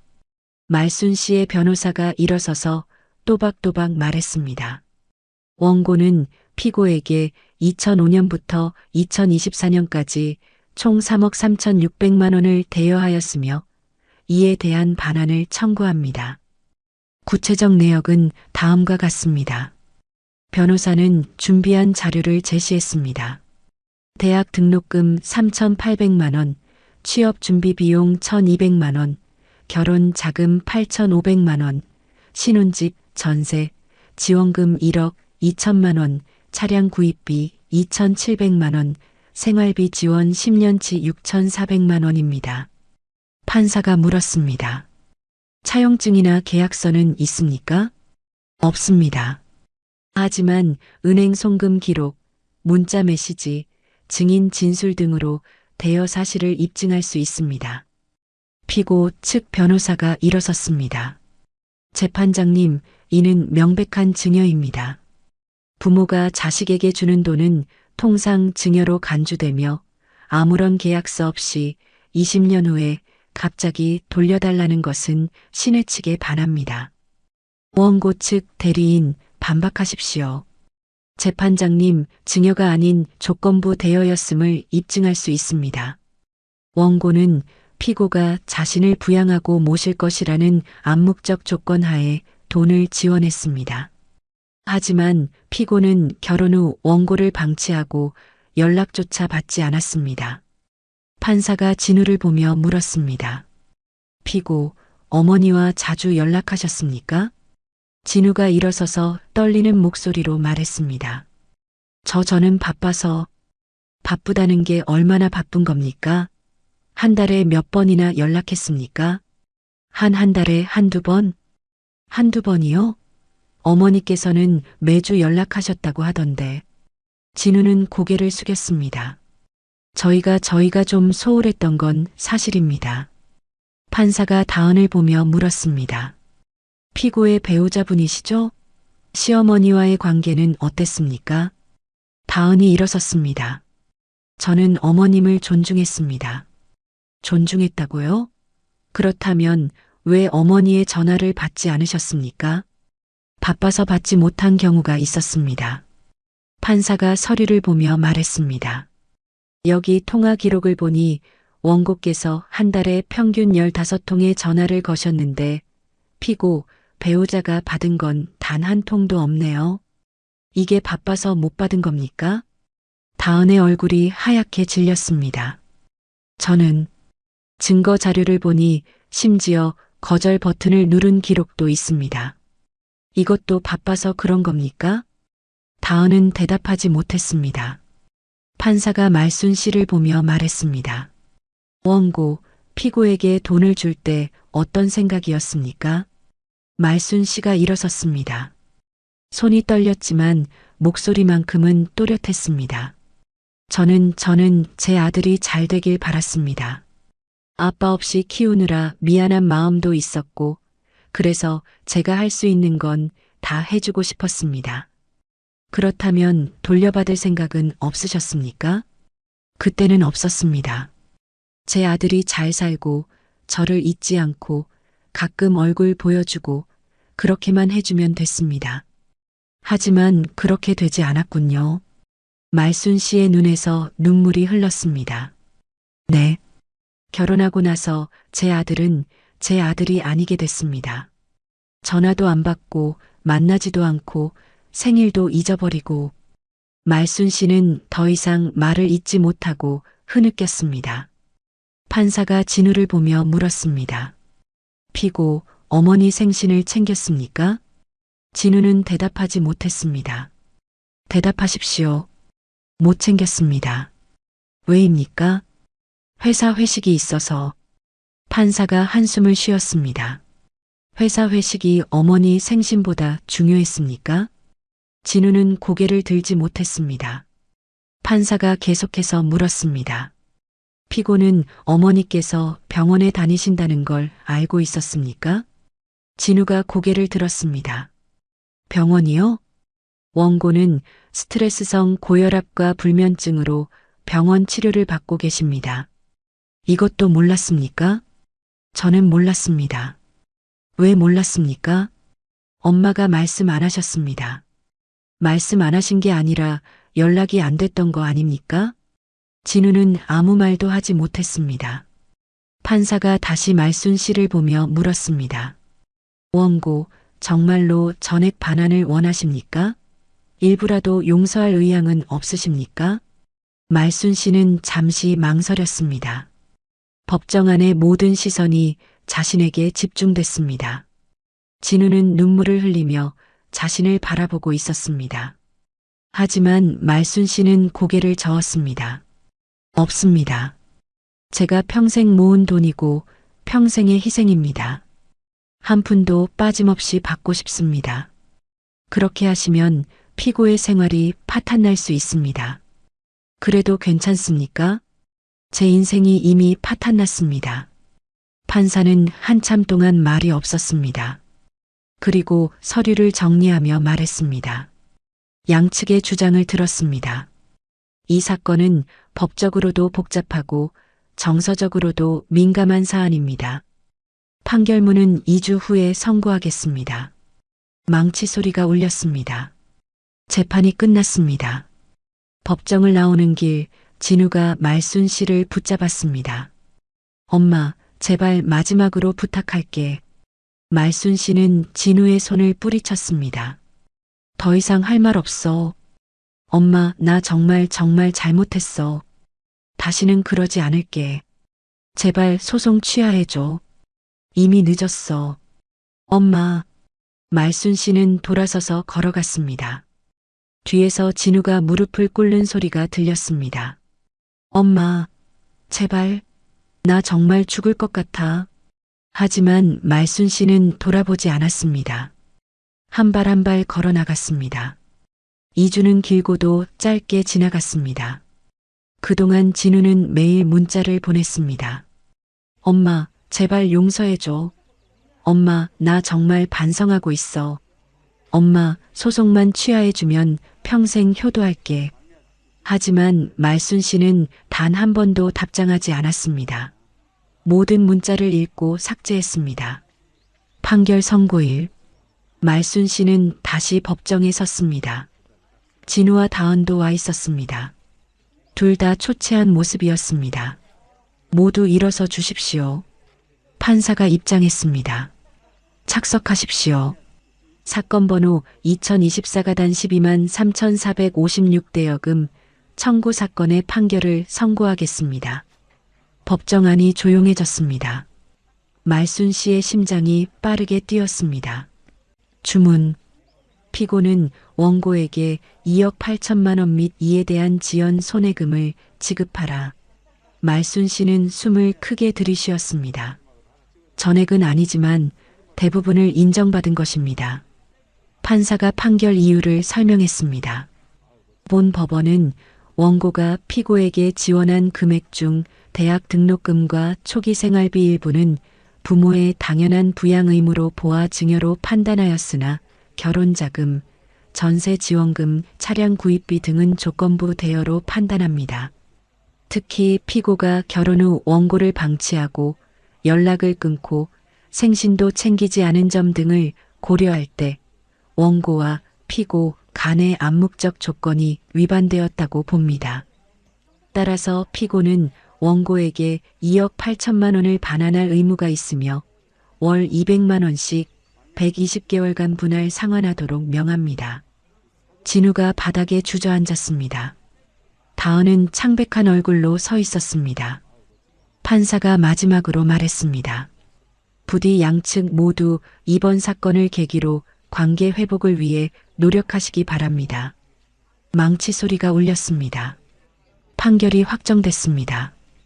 법정을 나오는 길 변호사가 말순 씨에게 말했습니다.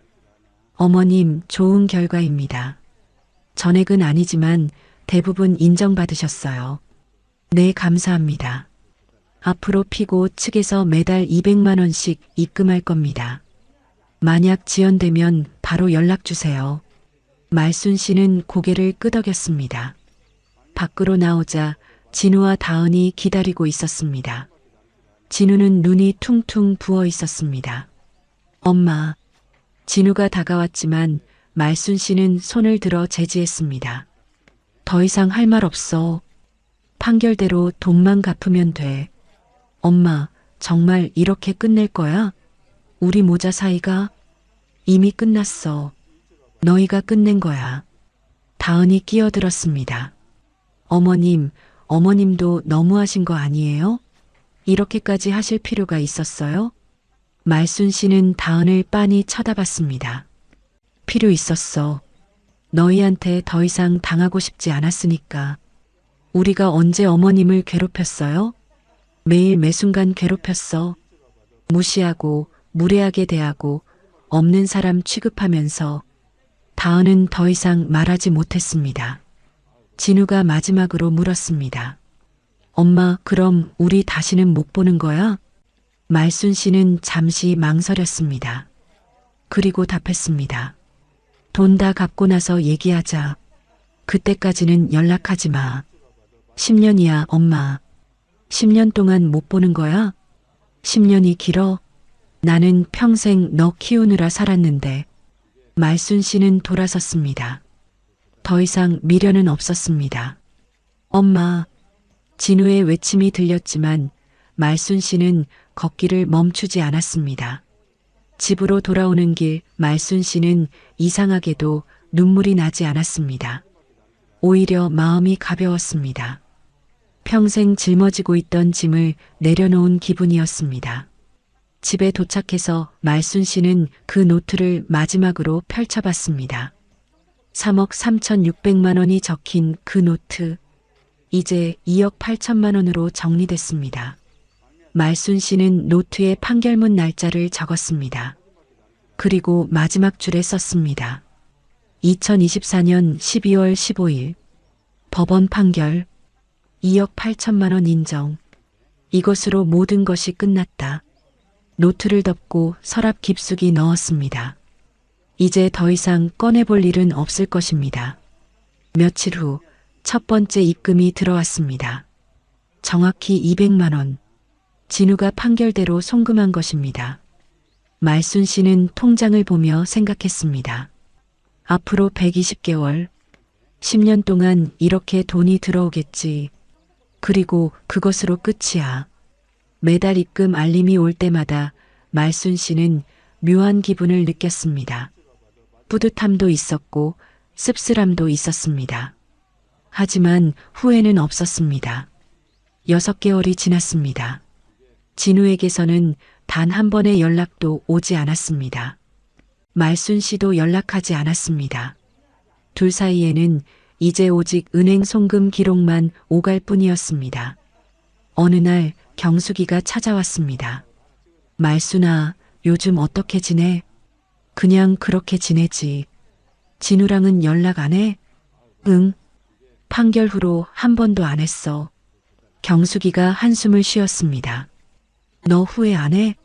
말순 씨는 잠시 생각하다가 대답했습니다. 후회 안 해. 이게 맞는 것 같아. 그래도 아들인데. 아들이었지. 과거형이야. 경숙이는 더 이상 말하지 못했습니다. 그날 밤 말순 씨는 혼자 앉아 생각했습니다. 정말 후회가 없을까? 정말 이게 옳은 선택이었을까? 하지만 곧 고개를 저었습니다. 아니야.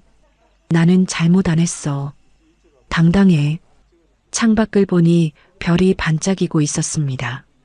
예전에는 저 별을 보며 아들의 행복을 빌었지만 이제는 자신의 평온을 빌었습니다. 이제 나도 내 인생을 살자. 아들한테 매달리지 말고. 말순 씨는 그렇게 다짐했습니다. 그리고 그 다짐대로 살기 시작했습니다. 매달 200만 원이 들어왔습니다. 그 돈으로 말순 씨는 조금씩 자신을 위해 쓰기 시작했습니다. 문화센터도 다니고 여행도 가고 친구들과 맛있는 것도 먹었습니다. 평생 처음으로 자신을 위해 사는 삶이었습니다. 그리고 그게 나쁘지 않았습니다. 3억 3,600만 원의 청구서. 그것은 부모 자식의 인연을 정리하는 비용이자 새로운 인생을 시작하는 자금이었습니다. 말순 씨는 이제 더 이상 과거를 돌아보지 않았습니다. 오직 앞만 보며 걸어갔습니다. 그렇게 그녀의 새로운 인생이 시작되었습니다. 1년이 흘렀습니다. 매달 어김없이 200만 원이 입금됐고 말순 씨는 그 돈으로 조금씩 자신의 삶을 꾸려나갔습니다. 이제 더 이상 아들을 기다리며 핸드폰만 바라보는 날들은 없었습니다. 어느 날 말순 씨는 중요한 결정을 내렸습니다. 지금 살고 있는 투룸 빌라를 떠나기로 한 것입니다. 이 집에는 아들과의 추억이 너무 많았습니다. 진우가 어렸을 때 뛰어놀던 거실, 함께 밥 먹던 식탁, 대학 합격증을 들고 와서 기뻐하던 그 현관문, 모든 것이 과거를 떠올리게 했습니다. 말순 씨는 부동산을 통해 작지만 햇볕이 잘 드는 원룸을 구했습니다.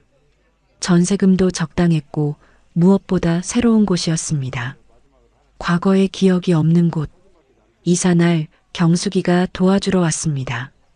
말순아, 진우한테는 새 주소 알려줄 거야? 아니, 알려줄 필요 없어. 그래도 괜찮아. 이제 각자의 길을 가는 거야. 짐을 정리하다 말순 씨는 오래된 사진첩을 발견했습니다. 진우의 어린 시절 사진들, 돌잔치 사진, 초등학교 입학식 사진, 중학교 수학여행 사진, 웃고 있는 진우의 모습이 눈에 들어왔습니다. 말순 씨는 사진첩을 한참 들여다봤습니다. 그리고 조용히 상자 깊숙이 넣었습니다. 버리지는 않았지만 더 이상 꺼내보지도 않을 것입니다. 새 집으로 이사한 후 말순 씨는 주민등록 주소 이전을 했습니다. 그리고 휴대폰 번호도 바꿨습니다. 완전히 새롭게 시작하고 싶었습니다. 번호를 바꾸고 나서 경숙이에게 새 번호를 알려주며 말했습니다. 이 번호는 진우한테 절대 알려주지 마. 알았어. 근데 말순아, 너 정말 괜찮은 거야? 응. 이제 정말 괜찮아. 그리고 정말로 괜찮았습니다. 처음에는 습관처럼 아들 생각이 났지만 시간이 지날수록 그 빈도가 줄어들었습니다. 대신 말순 씨는 자신을 위한 시간을 채워나갔습니다. 문화센터에서 서예를 배우기 시작했습니다. 붓을 잡고 먹물을 갈며 한 획 한 획 글씨를 쓰는 시간이 마음을 차분하게 만들었습니다. 강사는 말순 씨의 글씨를 보며 칭찬했습니다. 어머님, 글씨체가 정말 좋으세요. 힘이 있어요. 말순 씨는 미소 지었습니다. 평생 처음 듣는 칭찬이었습니다. 여행도 다니기 시작했습니다. 친구들과 함께 강원도 속초에도 가고 전주 한옥마을도 구경했습니다. 바다를 보며 맛있는 회를 먹고 한옥에서 전통차를 마시는 시간들이 소중했습니다. 말순아, 너 요즘 표정이 많이 밝아졌어. 경숙이가 말했습니다. 그래, 나도 그런 것 같아. 마음이 한결 편해졌어. 진우 생각은 안 나? 가끔 나지. 그래도 예전처럼 가슴 아프지는 않아. 시간이 약이었습니다. 처음에는 견딜 수 없을 것 같았던 상처도 조금씩 아물어갔습니다. 2년 차가 되었습니다. 여전히 매달 200만 원이 입금됐습니다. 단 한 번도 지연된 적이 없었습니다. 진우가 성실하게 갚고 있다는 증거였습니다. 어느 날 말순 씨는 은행에서 통장을 정리하다가 문득 계산을 해봤습니다. 지금까지 들어온 돈이 4,800만 원. 아직 2억 3,200만 원이 남았습니다. 앞으로 8년을 더 받아야 합니다. 8년 그때쯤이면 나는 75세겠네. 말순 씨는 쓴웃음을 지었습니다. 75세까지 아들과 연락 없이 지낸다는 게 이상한 기분이었습니다. 하지만 이게 자신이 선택한 길이었습니다. 그리고 후회는 없었습니다. 적어도 이제는 당당했으니까. 아무런 데가 없이 주기만 하던 관계에서 벗어났으니까. 3년이 지났습니다. 어느 날 경숙이가 조심스럽게 물었습니다. 말순아, 진우 소식 들어봤어? 아니. 왜? 아니, 그냥 궁금해서. 잘 지내나 싶어서. 말순 씨는 고개를 저었습니다. 모르겠어. 그리고 알고 싶지도 않아. 그래도 내 아들인데. 아니야. 이제 아니야. 경숙이는 더 이상 말하지 못했습니다. 사실 말순 씨도 가끔 궁금했습니다. 진우가 어떻게 지내는지, 건강은 괜찮은지, 다은과는 잘 살고 있는지. 하지만 그 궁금증을 억눌렀습니다. 알아봤자 의미가 없었습니다. 이미 끝난 관계니까. 4년째 되던 해가을, 말순 씨는 우연히 진우를 목격했습니다. 시장에 장을 보러 갔다가 멀리서 익숙한 뒷모습을 봤습니다. 진우였습니다. 혼자 장을 보고 있었습니다. 말순 씨는 숨어서 지켜봤습니다. 진우는 많이 수척해진 것 같았습니다. 얼굴도 어두워 보였습니다. 장바구니에 채소와 과일을 담으며 가격표를 꼼꼼히 확인하는 모습이 안쓰러워 보였습니다. 말순 씨는 다가가려다 멈췄습니다. 아니야. 이제 상관없는 사람이야. 그리고 조용히 그 자리를 떠났습니다. 집으로 돌아오는 길에 말순 씨는 복잡한 마음이었습니다. 여전히 모정이 완전히 사라진 건 아니었습니다. 하지만 그렇다고 해서 다시 돌아갈 수는 없었습니다. 이미 건넌 강이었습니다. 5년이 지났습니다. 중간 지점이었습니다. 이제 1억 2천만 원을 받았고 1억 6천만 원이 남았습니다. 반환금의 절반을 넘긴 것입니다. 말순 씨는 통장을 보며 생각했습니다. 반은 받았네. 이제 반만 더 받으면 끝이야. 그런데 이상했습니다. 처음에는 분명 돈이 중요했습니다. 3억을 받아내겠다는 결심이 확고했습니다. 하지만 이제는 돈보다 다른 게 더 중요해진 것 같았습니다. 바로 자존심이었습니다. 돈을 받는다는 건 단순히 금전적 보상이 아니었습니다. 그것은 자신이 함부로 대할 수 있는 존재가 아니라는 것을 증명하는 일이었습니다. 자신의 가치를 인정받는 일이었습니다. 6년째 말순 씨는 72세가 되었습니다. 건강도 많이 좋아졌습니다. 스트레스성 고혈압도 정상 수치로 돌아왔고 불면증도 거의 사라졌습니다. 규칙적인 운동과 취미 생활 덕분이었습니다. 동네 친구들과 함께 등산 동호회에도 가입했습니다. 매주 토요일마다 근처 산을 오르며 건강을 챙겼습니다. 정상에 올라 시원한 바람을 맞으며 물 한 모금 마실 때의 상쾌함이 좋았습니다. 말순 씨, 요즘 정말 젊어 보여요.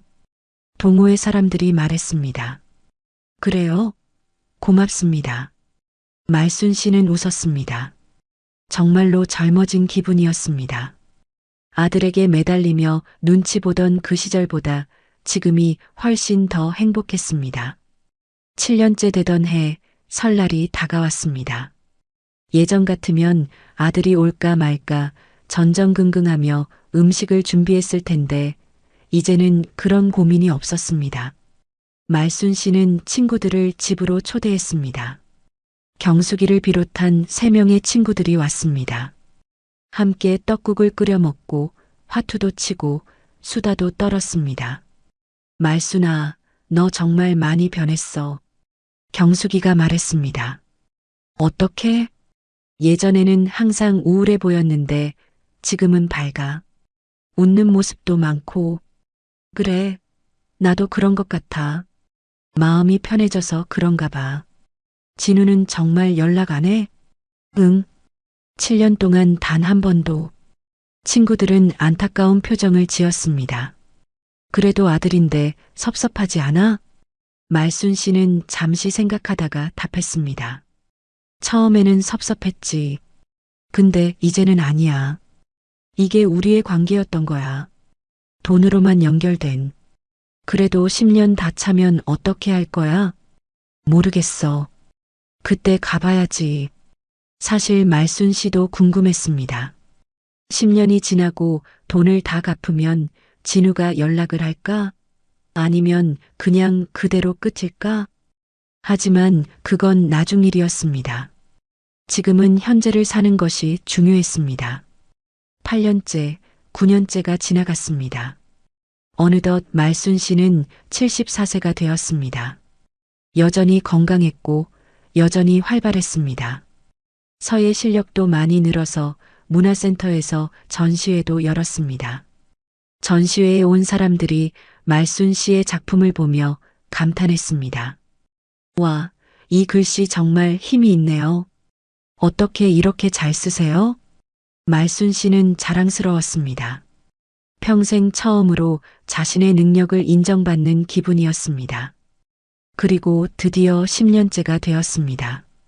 마지막 달이었습니다. 이번 달 입금이 들어오면 2억 8천만 원을 모두 받는 것입니다. 말순 씨는 달력에 표시를 했습니다. 12월 1일, 마지막 입금일. 그날이 다가왔습니다. 말순 씨는 아침부터 핸드폰을 들여다봤습니다. 언제 입금 알림이 올까? 평소처럼 아침 9시쯤 올까? 9시가 되었습니다. 알림이 왔습니다. 입금 200만 원 김진우. 말순 씨는 통장 앱을 열어봤습니다. 정확히 2억 8천만 원. 한 푼도 틀리지 않았습니다. 10년간의 긴 여정이 끝났습니다. 말순 씨는 핸드폰을 내려놓고 창밖을 바라봤습니다. 12월의 차가운 바람이 나뭇가지를 흔들고 있었습니다. 끝났구나. 정말로 끝났어. 이상한 감정이었습니다. 뿌듯함도 있었고, 허무함도 있었고, 안도감도 있었습니다. 그날 오후 초인종이 울렸습니다.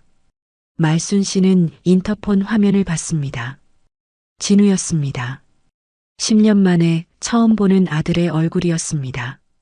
진우는 많이 늙어 있었습니다. 머리에는 흰머리가 섞여 있었고 얼굴에는 주름이 깊게 패여 있었습니다. 10년이라는 세월이 그에게도 흔적을 남긴 것입니다.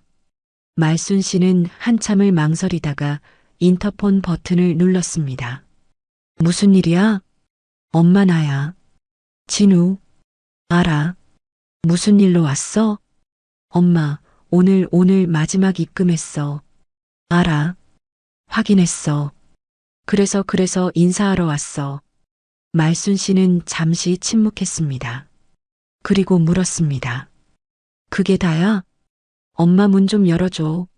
얼굴 좀 보자. 볼 필요 없어. 엄마. 진우의 목소리가 떨렸습니다. 엄마, 제발 10년이야. 10년 동안 엄마 얼굴 못 봤어. 목소리도 못 들었어. 제발 문 좀 열어줘. 말순 씨는 마음이 흔들렸습니다. 여전히 모정이 남아 있었습니다. 하지만 고개를 저었습니다. 진우야. 응, 엄마. 너희는 나에게 부모가 아닌 돈만 원했지. 그럼 이제 돈만큼만 받았으면 돼. 하지만 마음은 끝이다. 엄마. 이제 우리는 남이야. 법적으로도 끝났어. 더 이상 빚진 것도 없고 받을 것도 없어. 엄마, 나 정말 후회하고 있어. 10년 동안 매일 후회했어. 후회는 내가 하는 거야. 나는 상관없어. 엄마. 말순 씨는 인터폰을 끊어버렸습니다. 그리고 창문으로 밖을 내려다봤습니다. 진우가 문 앞에 무릎을 꿇고 울고 있었습니다. 하지만 말순 씨는 문을 열어주지 않았습니다. 1시간이 지나고 2시간이 지나도 문은 열리지 않았습니다. 결국 진우는 일어나서 돌아갔습니다. 휘청거리는 걸음걸이였습니다. 말순 씨는 그 모습을 보며 마지막으로 중얼거렸습니다. 잘 가라, 진우야. 이제 너도 내 인생을 살아. 나도 내 인생을 살 테니까. 그리고 커튼을 쳤습니다. 더 이상 보고 싶지 않았습니다. 그날 저녁 말순 씨는 통장을 정리했습니다. 2억 8천만 원. 그 돈은 새 통장으로 옮겼습니다. 그리고 진우가 입금하던 계좌는 해지했습니다. 더 이상 그 계좌를 볼 이유가 없었으니까. 며칠 후 말순 씨는 친구들에게 저녁을 샀습니다. 말순아, 무슨 날이야? 갑자기 저녁을 사? 응. 축하하려고. 뭘? 내 독립 10주년. 친구들은 웃었습니다. 하지만 말순 씨는 진심이었습니다. 10년 전 자신을 되찾은 그날이 진정한 독립기념일이었습니다. 이제 말순 씨는 완전히 자유로웠습니다. 아들에게 매달릴 필요도 없었고, 눈치 볼 필요도 없었고, 상처받을 일도 없었습니다. 3억 3,600만 원의 청구서는 부모 자식의 인연을 정리하는 마지막 비용이었습니다. 그리고 새로운 인생의 시작 비용이기도 했습니다. 말순 씨는 이제 정말로 행복했습니다. 누구에게도 기대지 않고 누구에게도 상처받지 않는 삶. 그것이 진정한 행복이었습니다.